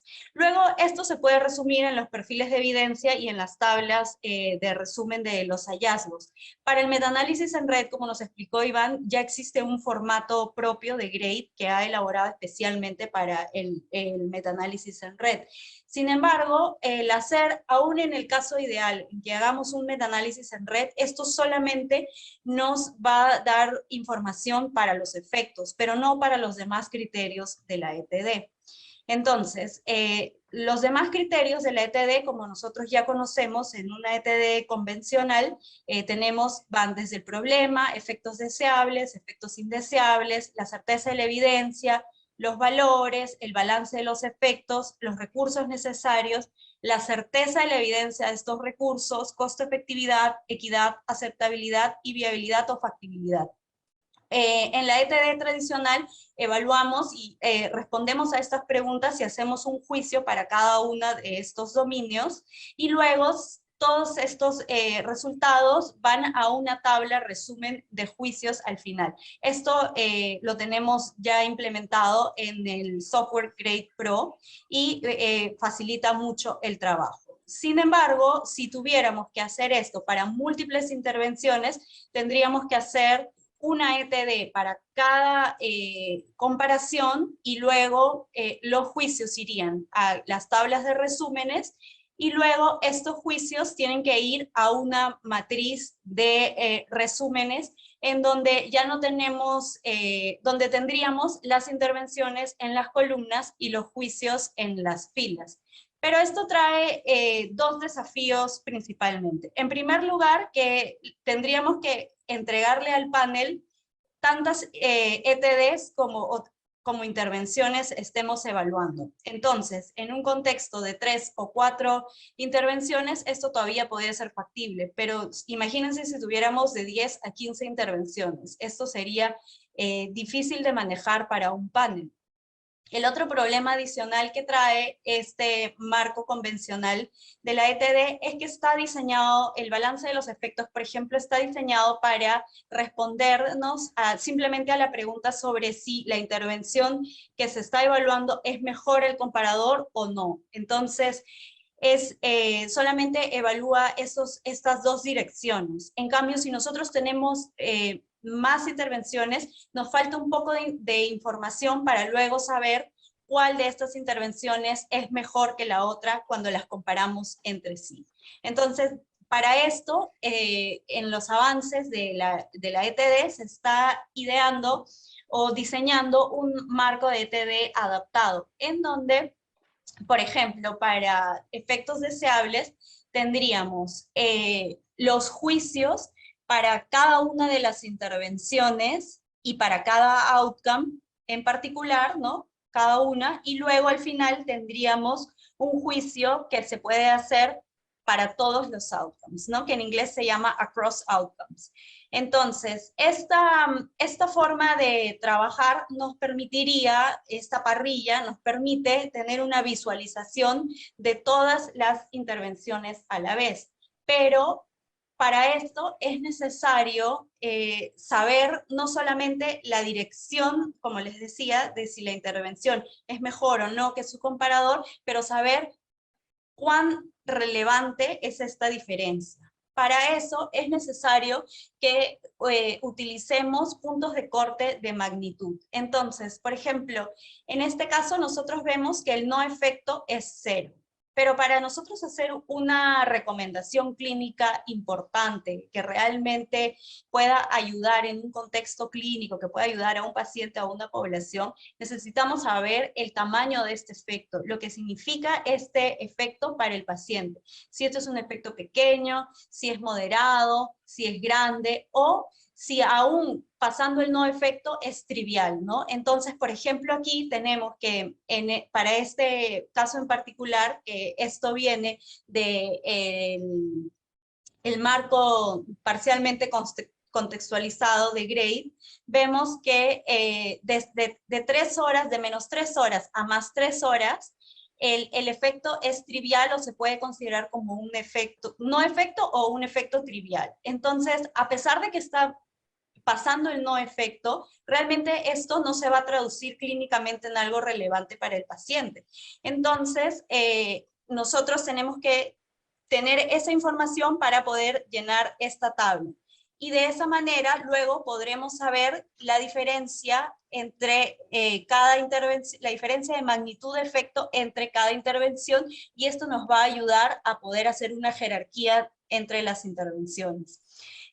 Otro paso adicional que se está implementando para adaptar este marco es el balance entre los efectos deseables y los indeseables. Porque como les decía, en el marco convencional, en el marco tradicional, nosotros sabemos si un efecto es deseable o indeseable, pero al tener la magnitud podemos luego comparar, primero hacer el balance entre los deseables y los indeseables, y luego comparar cada intervención entre sí. Entonces, este juicio te quedan va... un poco menos de 5 minutos, Jessica. Gracias. Gracias. Entonces esto nos va a dar más granularidad para hacer los juicios. Todo esto iría a la misma matriz de comparación de múltiples intervenciones que ya está diseñada y ya está disponible en Grade Pro a la fecha, y según ello podemos tener luego la siguiente matriz, que es una matriz para establecer el orden de preferencia entre las intervenciones, que tiene un formato de estrellas para facilitar, para que sea más intuitivo para los paneles. Luego, finalmente, nuestra recomendación va a incluir este orden de preferencia en el momento de elaborar la recomendación y en la redacción, ¿no? Para luego poder diseminar esta información. Entonces, como ven, hacer comparaciones múltiples en el proceso GRADE trae nuevos desafíos, pero a la vez es una oportunidad para poder entregar o para poder desarrollar recomendaciones que sean de mayor utilidad para los contextos actuales. Gracias. Muchas gracias, Jessica, por la presentación, que creo se complementa bastante con la presentación también hecha por Iván sobre la evaluación de GRADE, el uso de GRADE para evaluar este tipo de evidencias, y ahora el uso de TDs para utilizar dicha evidencia para formular recomendaciones. Voy a revisar ahora el chat, a ver si es que hay preguntas específicas o puntuales sobre el tema. Bueno, pero mientras tanto, quizás un poco, bueno, no sé, quizás para Iván o también para Jessica, si es que se está trabajando, se piensa trabajar en algún momento con estos formatos también para integrarlos dentro de lo que vendría a ser el GRADE Pro, o de alguna manera poder trabajar para, imagino yo, poder hacer un poco más automatizado o más amigable para el usuario, poder introducir ese tipo de información para luego trabajarlo en los perfiles de evidencia o ETDs, ¿no? Iván, por favor, si puedes compartir tu cámara también para el debate, por favor. Bueno, sí, el Grade Pro actualmente no, bueno, primero el Grade Pro o cualquier otro sistema no evalúa la calidad, es simplemente una herramienta que apoya al que está realizando la evaluación para poder desarrollar la evaluación. Somos, digamos, los que estamos haciendo el proceso, los que tenemos que hacerlo. El Grade Pro está diseñado para evaluar la calidad en revisiones pareadas, y futuros avances permitirán hacer todo esto en una sola lugar. Yo no sé si Jessica sabe de algo de esto, yo no estoy enterado de avances al respecto, por lo menos a corto plazo, pero así como está actualmente, el Grade Pro es para pareado. Lo que nosotros hacemos es que hacemos la evaluación pareada de todas las directas, 8, 10 o el número de directas que tengamos, sacamos unas tablas Grade que las sacamos de Grade Pro y las, digamos, las guardamos, ¿cierto? Y luego en un archivo de Excel hacemos directo, indirecto y metaanálisis en red, más o menos como les mostré, y ahí se van poniendo tanto el estimador como la calidad. Pero sí es un avance pendiente. Jessica, no sé si tú sabes algo más de eso. Bueno, yo sé que sí están haciéndolo, pero está en progreso y no sabemos cuándo estará disponible, ¿no? Porque es... visualmente la navegación para incluir múltiples intervenciones es bien complicada en realidad, porque hay que ir de izquierda a derecha, de arriba hacia abajo. Entonces es complicado, pero sí está en desarrollo, pero no podría decir para cuándo va a salir porque tampoco no soy parte de ese grupo, solo sé que sí están trabajando en ello. Sin embargo, quizás para el uso de TDs y comparaciones múltiples, sí que hay, o bueno, ha habido, me parece, alguna experiencia intentando de presentar los dominios de manera gráfica, pero aún se encuentra en desarrollo, ¿no? Y creo que aún Bueno, están trabajando en eso, ¿verdad?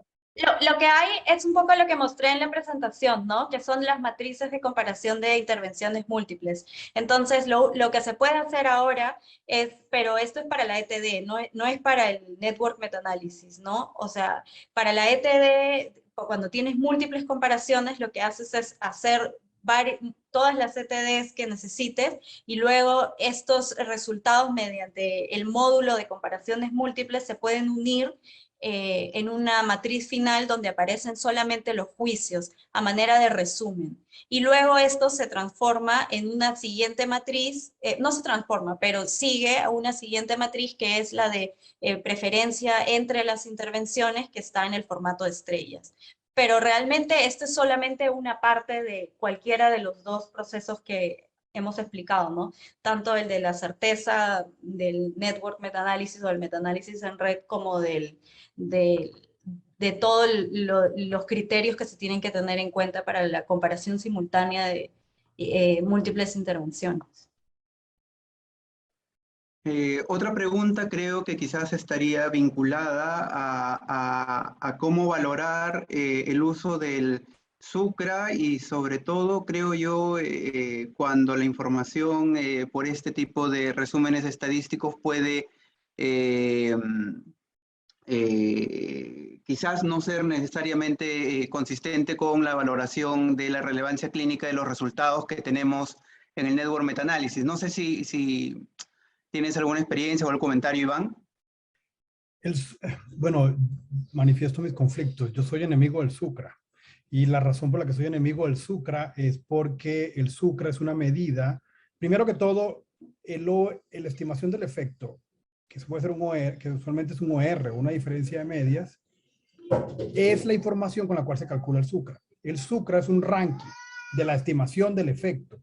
Y la estimación del efecto ya se hizo con el OR, con la diferencia de medias. Y el que va a sacar el SUCRA mayor va a ser aquel que va a tener los mejores ORs o las mejores diferencias de medias. Eso siempre pasa porque el SUCRA se calcula a partir de la estimación del efecto. Entonces el SUCRA y los ORs siempre coinciden. Ahora, lo que puede variar es que cuando yo tengo un OR con un intervalo de confianza muy amplio y tengo otro OR con otro intervalo de confianza muy amplio, la incertidumbre es muy grande. Entonces ahí hay mucho juego del azar. Entonces yo puedo tener un SUCRA de 98 y el otro de 96 y usted ve que el OR de uno es 5.2 y el otro era menor y resulta que el SUCRA es lo mayor, pero es porque el intervalo de confianza. Pero en general, si yo tengo un OR muy bueno, eso va a ser SUCRAs altos. Y el OR más bajo, dependiendo del desenlace, va a tener SUCRAs más malos. Eso siempre va a ocurrir porque se relaciona.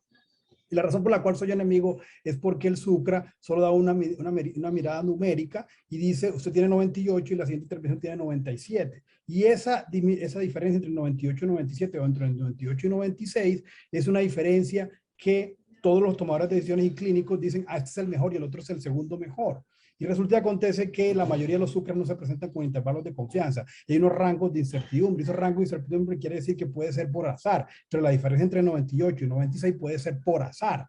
Entonces, la propuesta que nosotros damos es agrupar, porque muchas veces el SUCRA de 98, 96, 94, 91, 90, todos están en la misma situación y tienen un cálculo de estimación del efecto muy similar. No tenemos evidencia que diga que 98 es mejor que 92. Así que OR y SUCRA deben coincidir más o menos casi siempre y el SUCRA se vuelve una medida que vista aisladamente puede ser muy limitada. Puede ser no, es muy limitada. Gracias. También habría otra pregunta que quizás sería, bueno, vinculada a si es que conocen alguna experiencia sobre el uso de Network Meta-Análisis en la construcción de recomendaciones de guías prácticas o evaluación de tecnologías sanitarias. Y yo diría que adicionalmente de Network Meta-Análisis, quizás en el contexto de hacer recomendaciones en el escenario de comparaciones múltiples, ¿no? Yendo no solo, bueno, sí que el Network Meta-análisis puede ayudarnos en la estimación de estos resultados cuando se comparan múltiples intervenciones, pero quizás también de un punto de vista cualitativo. No sé si Jessica, primero y luego Iván, ¿conocen algún ejemplo o caso que se haya dado?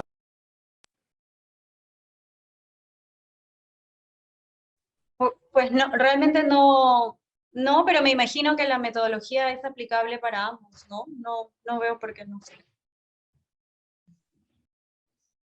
Yo tampoco veo por qué no. Digamos que en una guía estamos buscando la evidencia, nos encontramos un metaanálisis en red, o dentro de la guía se hace un metaanálisis en red. Por ejemplo, nosotros en Colombia estamos haciendo una guía para tuberculosis en niños actualmente, y dentro de la guía estamos haciendo un metaanálisis en red. El metaanálisis en red se va desarrollando y va a alimentar la guía. Vamos a utilizar la metodología aquí de la doctora Jessica, por supuesto.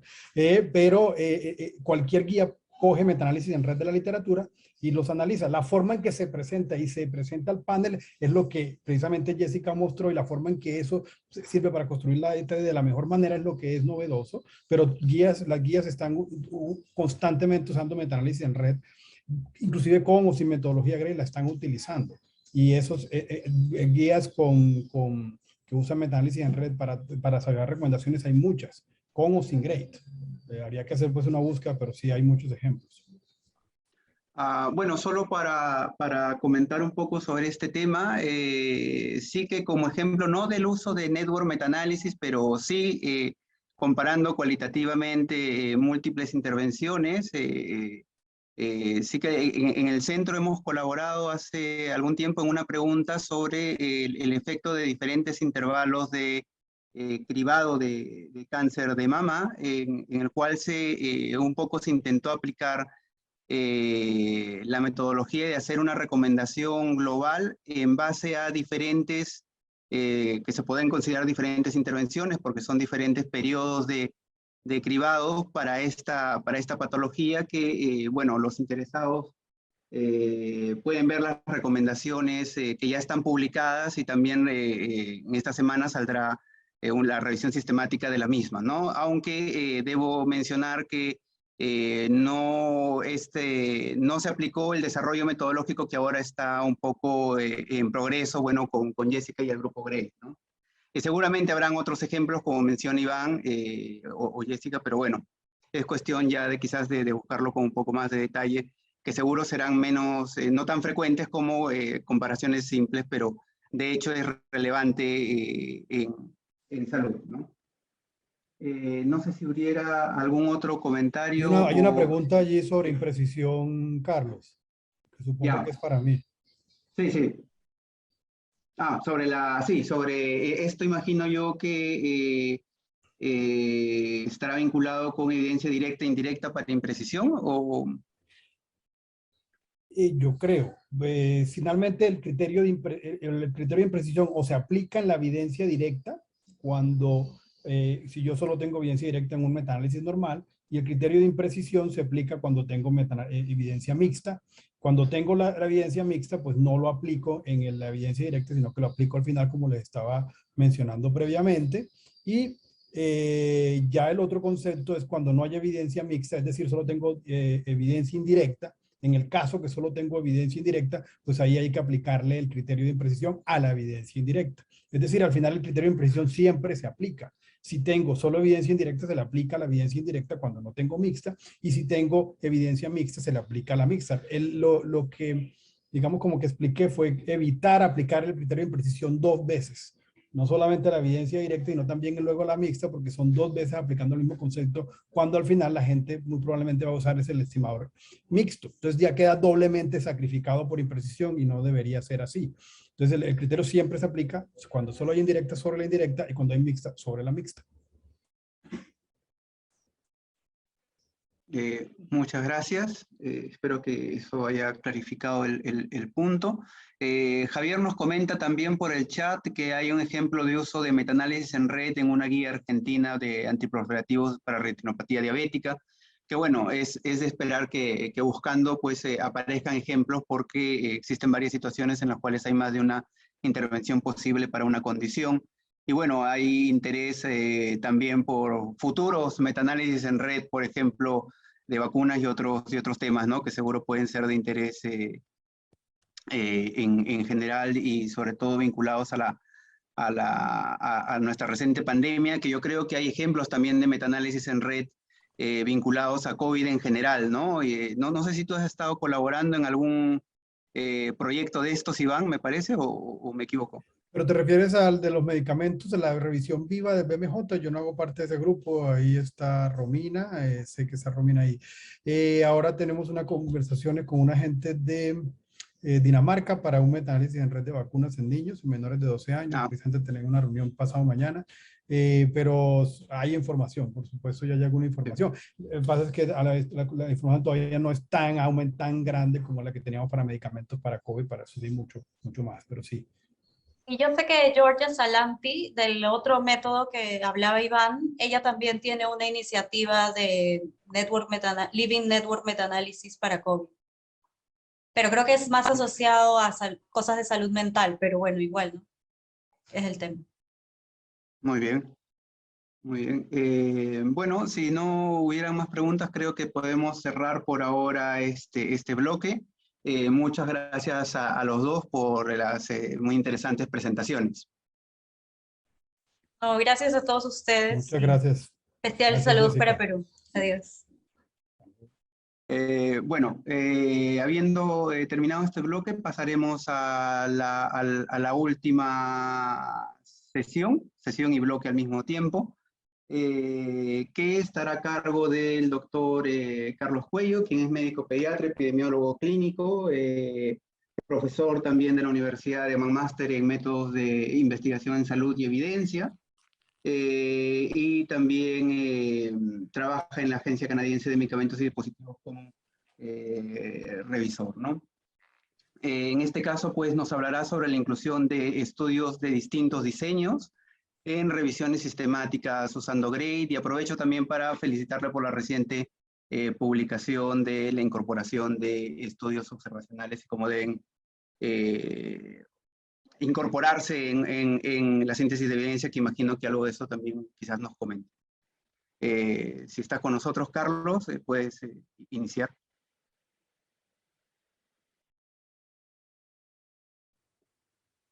O quizás no. Sí, gracias.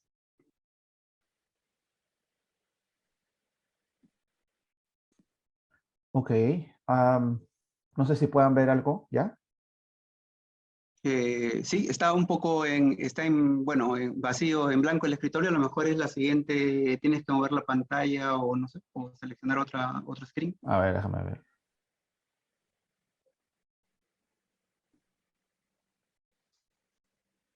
¿Ahí pueden ver Ahora sí. algo? Ok, excelente. Ok, muchas gracias. Entonces, vamos a empezar el tema del uso de estudios aleatorios y no aleatorios o de distintos diseños en integración y evaluación GRADE en revisiones sistemáticas. Antes, una pequeña declaración: no tengo conflictos económicos, solamente académicos. Trabajo en CADET, que es una agencia de tecnología en salud, también como profesor en McMaster y Cochrane en Canadá, y en México también todavía tengo ligas con el Tecnológico de Monterrey. Un ejemplo rápido y común actualmente: el uso de mascarillas quirúrgicas versus no uso de mascarillas en personas con riesgo de contraer COVID, para evitar el uso de las infecciones o el contagio por COVID. Entonces, esto fue una pregunta muy importante al inicio, pero hoy, si hiciéramos una evaluación de toda la evidencia, encontraríamos, y si siguiéramos lo que justamente hacemos en Cochrane, bueno, primero ensayos clínicos aleatorios, encontraríamos este ensayo clínico aleatorio, pero tiene muchas limitaciones. Tal vez no todas son debidas a mal diseño, sino porque la evidencia es así, los datos son así, incompletos, etcétera. Es difícil llevar a cabo un estudio de este tipo. Y si hacemos una evaluación GRADE de esto, terminaríamos con una evaluación con certeza baja de esta pregunta para este desenlace. Entonces, ¿qué recomendaríamos hacer si nos quedamos con el clásico momentum de usar solamente ensayos clínicos aleatorios o buscamos más evidencia, ir más allá. Entonces, estos son los objetivos de esta plática, es cuándo incluir ensayos clínicos aleatorios con no aleatorios o no incluir los aleatorios y usar los no aleatorios, qué tipos de riesgo de sesgo evaluamos actualmente, sobre todo hablar un poquito del Robbins ahí, y cómo usar Gray cuando tenemos este tipo de diseños de estudios. Entonces, ¿por qué usamos estudios no aleatorios? ¿O por qué considerarlos al menos? Todos sabemos que la evidencia es creada por distintas fuentes, muchas veces no se publica, pero de la que se llega a publicar, tenemos todo un cuerpo de evidencia de ensayos aleatorios y no aleatorios, que esta funciona como fuente para nuestra síntesis, revisiones sistemáticas, que a la vez pueden incluirse en los sumarios, que son las guías clínicas, y estas, como ya se ha mencionado en esta charla, es hacerse unas recomendaciones directamente hacia los usuarios, que es los médicos, pacientes, incluso decisores en políticas, todo eso. Entonces, lo clásico es que sabemos que existen una jerarquía en base a qué tanta confianza voy a tener yo en esa evidencia, o ese cuerpo de evidencia. La clásica jerarquía es usar o considerar ensayos clínicos aleatorios como buenos o como de una alta calidad o alta certeza, y los ensayos observacionales como algo de menos certeza, obviamente porque eso tiene más riesgo de tanto de sesgo como de tener efectos confusores que me alejan del verdadero efecto. Sin embargo, vemos que se puede utilizar ensayos no aleatorios o estudios no aleatorios como en distintas formas, como complemento.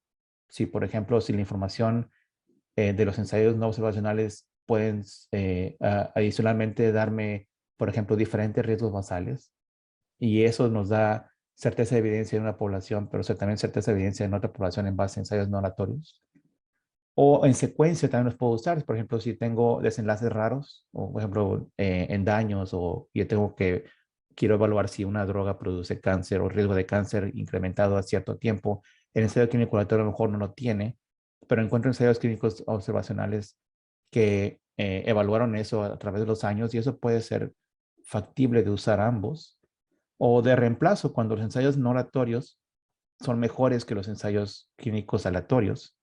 Y eso últimamente los puedo usar como reemplazo de los ensayos clínicos aleatorios.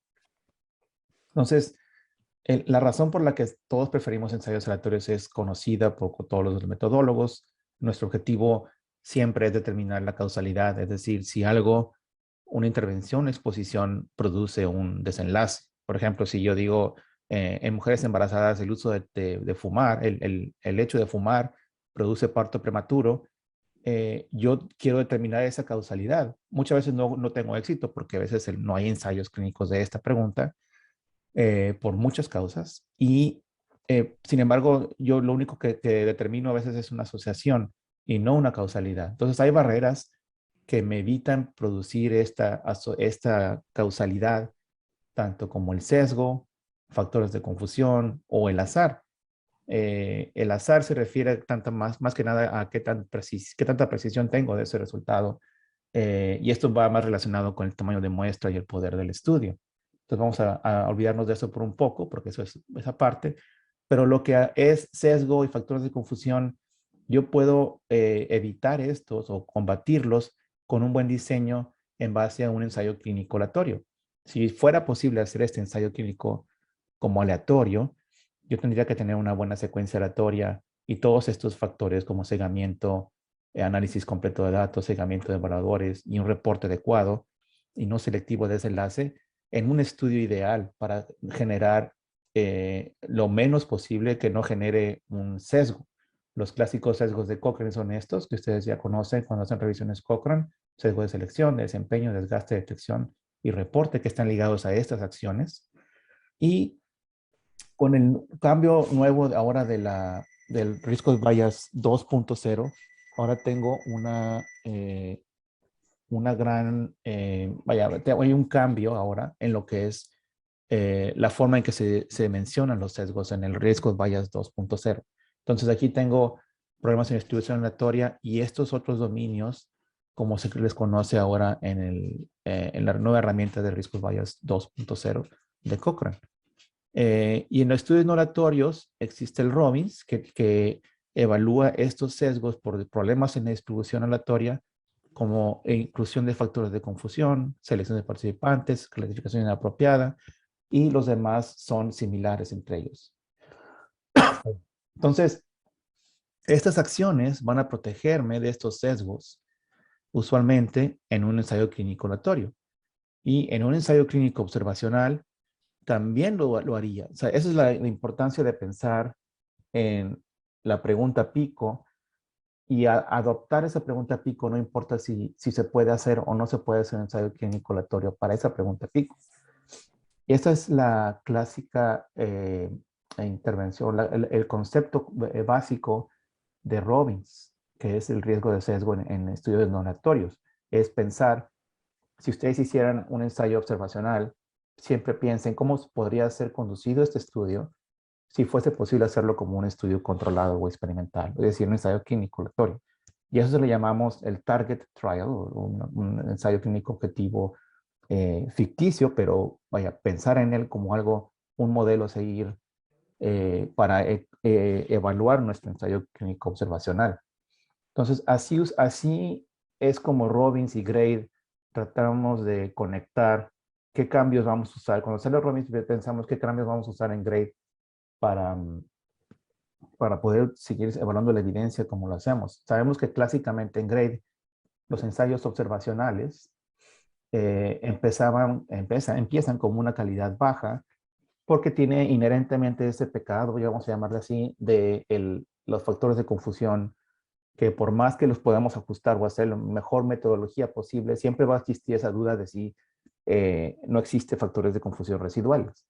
Entonces, ese problema siempre nos mantiene a Gray como de baja calidad inicial en ensayos observacionales y luego se va a seguir haciendo esta evaluación de los dominios Gray para ver si vea cómo acaba eso.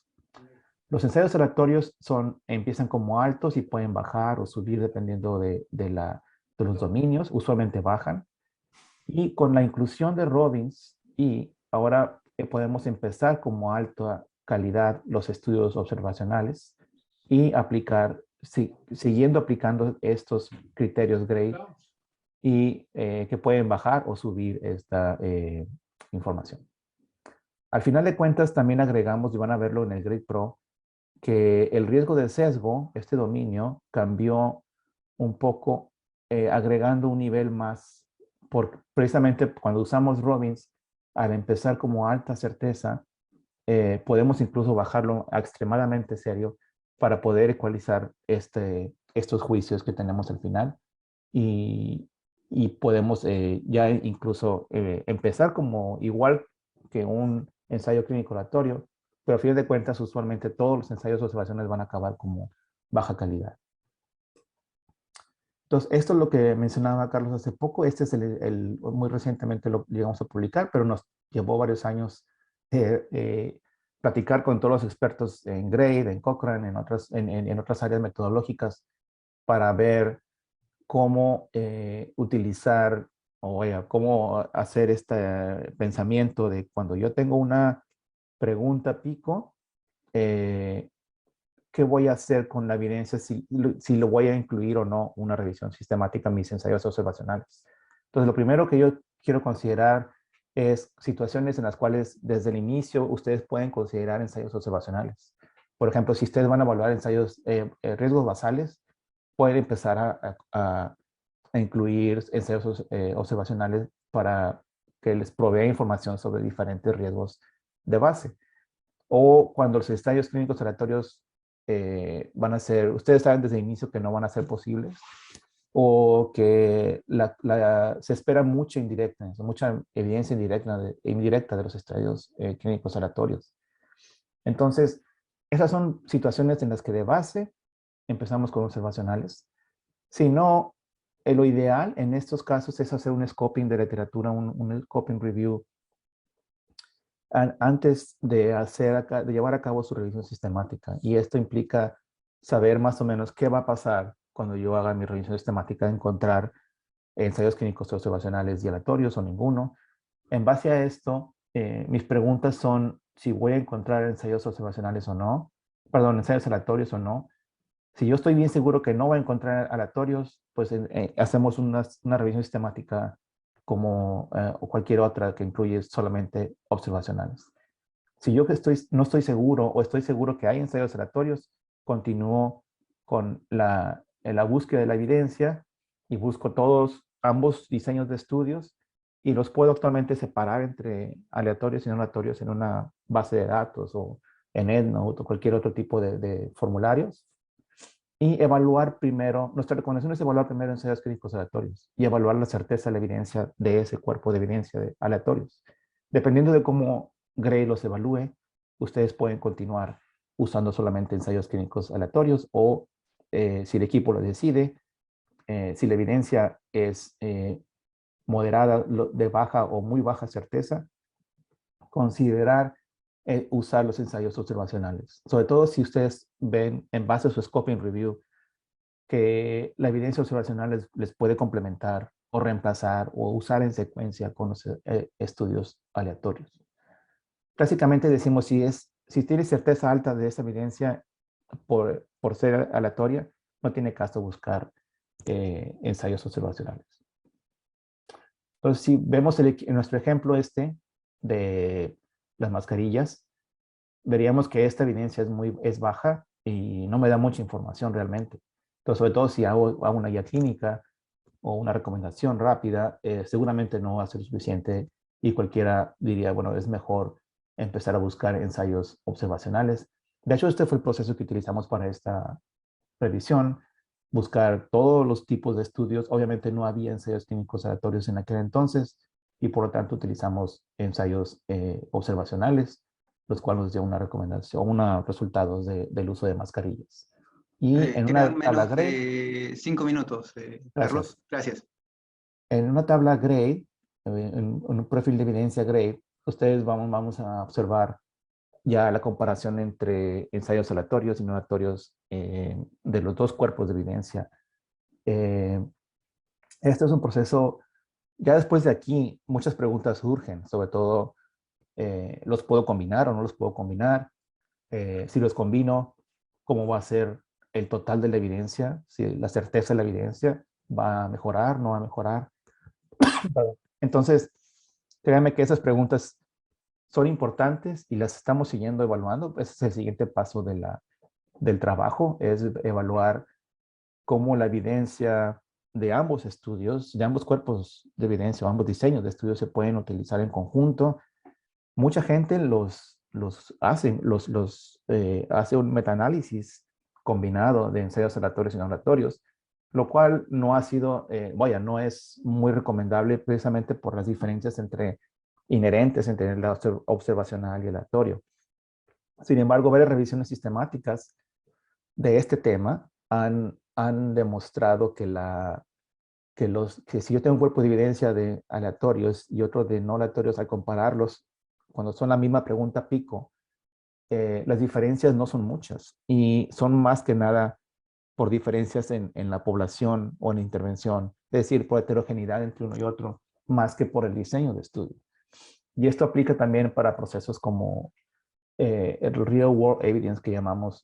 Hay también dudas sobre si el real world evidence usado difiere de ensayos clínicos aleatorios.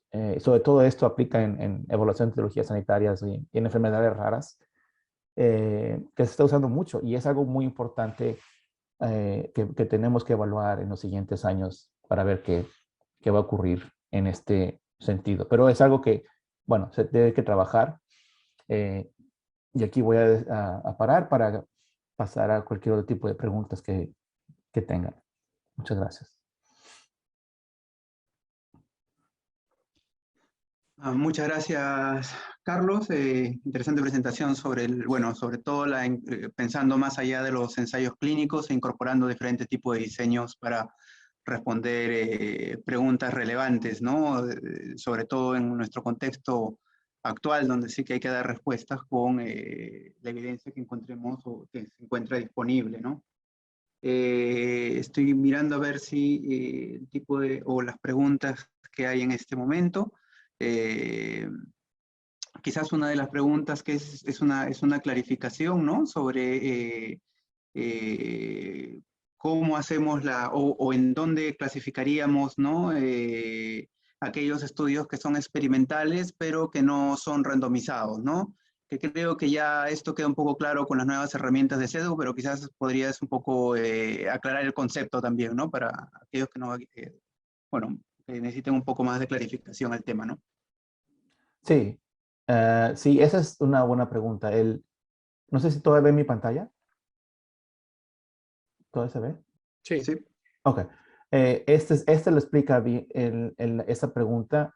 Esos estudios controlados o también llamados coaceratorios es importante porque, y eso es una de las ayudas de Robbins, porque lo pueden incluir aquí. O sea, es decir, utilizar Robbins para ello. Si ustedes no están muy seguros de la aleatorización, o es coacilatoria, o es muy, vaya, muy oscura, lo pueden empezar aquí y bajar, o sea, empezar como alto o considerarlo como un ensayo clínico aleatorio, pero va a bajar inmediatamente por el riesgo de sesgo a la hora de que ustedes evalúen que no tiene una adecuada aleatorización y van a bajar a serio, muy serio, incluso extremadamente serio si lo considera así el equipo. Entonces, a partir de eso, ustedes ya bajan de alto, va a empezar a bajar, si lo consideran muy serio, va a bajar a baja, o muy extremadamente serio, puede bajar a muy baja calidad desde el inicio. Y después considerar imprecisión, indirectness, sesgo de publicación, inconsistencia, etc. Y en base a eso, entonces, moverse y considerarlo observacional. O sea, pueden utilizar, en este caso, el Robbins para si lo consideran que es más cercano hacia un estudio observacional, o incluso considerarlo como aleatorio, porque si usted dice, si el autor del estudio menciona algo de la autorización, pero no menciona exactamente cómo, empezar como aleatorio y bajar inmediatamente por riesgo de sesgo.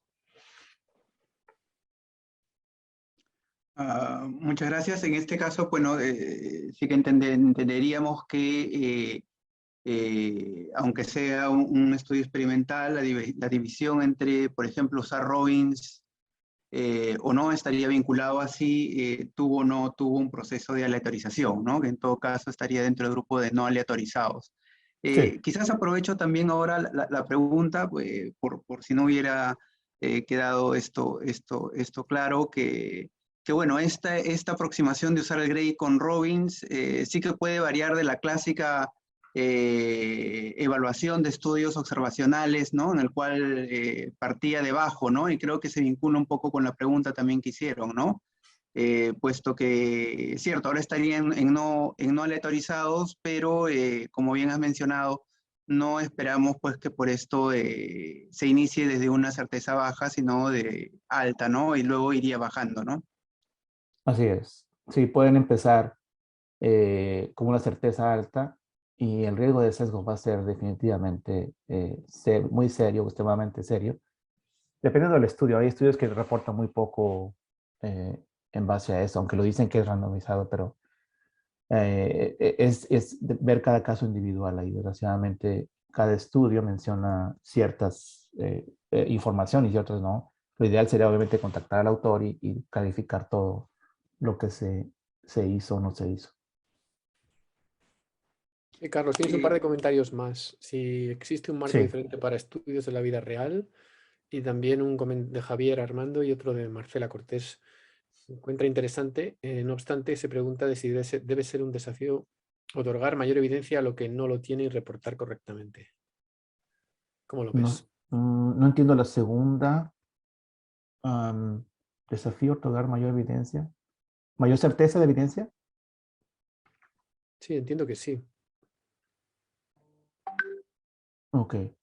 Pero quizá Marcela puede Sí, clarificarlo. mejor que la... Sí, mientras con la primera es interesante también sobre el uso de estudios de la vida real o real world evidence, que a mucha gente no le gusta el término. A mí en persona tampoco me gusta mucho, porque quiere decir que el otro no es real o algo así. Entonces, los estudios de real world evidence están usando mucho para las evaluaciones de teología en salud, sobre todo para aprobar medicamentos, Esto se usa más, obviamente, cuando la situación es más precaria en cuanto a estudios, farmacoepidemiológicos sobre todo, donde si enfermedades raras o cánceres no se tiene mucha información, o hay ensayos simplemente de un solo brazo. Hay ciertas metodologías aunadas que se pueden utilizar, como los MAIC o Multiple Adjustment Indirect Comparisons, o IPTW, que es Inverse Probability Treatment Weighting. Es decir, hay varios métodos que se puede utilizar para buscarlo. Obviamente esta información va a ser de muy baja calidad, muy baja certeza, porque es información observacional, y aunque se hagan todos los procesos para tratar de pesar y equiparar los grupos que se comparan, aún así hay mucha incertidumbre y se tiene que tomar con mucha cautela esto. Pero a veces que no se tiene de otra. O sea, hay guías clínicas que hemos usado, sobre todo en niños, que no hay mucha evidencia y se obtiene lo que se puede, vaya. Y ya el panel decide si eso es suficiente para una recomendación, obviamente tomando en cuenta todos los demás criterios de la ETD, que el balance, costos, probables beneficios, daño, etc. Gracias. Sí, Marcela lo ha clarificado, que le queda claro ahora que los observacionales que están sujetos a sesgos claramente, pero que entiende que ahora que parten de alto y que con Robbins pueden bajar, ¿no? Aplicándolo. Sí, de hecho eso es una precaución que hay que tomar siempre. Siempre que ustedes vean un estudio observacional que empieza o que termina como una calidad alta o incluso moderada, tengan cuidado, o sea, chequen de nuevo, porque es muy raro encontrar ensayos observacionales que terminen como alta o moderada incluso. Son raros los casos, muy contados. Entonces, siempre vean doblemente qué está pasando ahí. Y Yesenia nos puntualiza términos alternativos a real world evidence, ¿no? Son realmente estudios, dice, farmacoepidemiológicos, ¿no? Sí. Eso estoy totalmente de acuerdo. No sé si lo van a cambiar algún día, porque obviamente hay un interés detrás de eso a veces, y la gente muchos prefieren utilizar eso porque suena más novedoso. Sí, la real world suena mejor.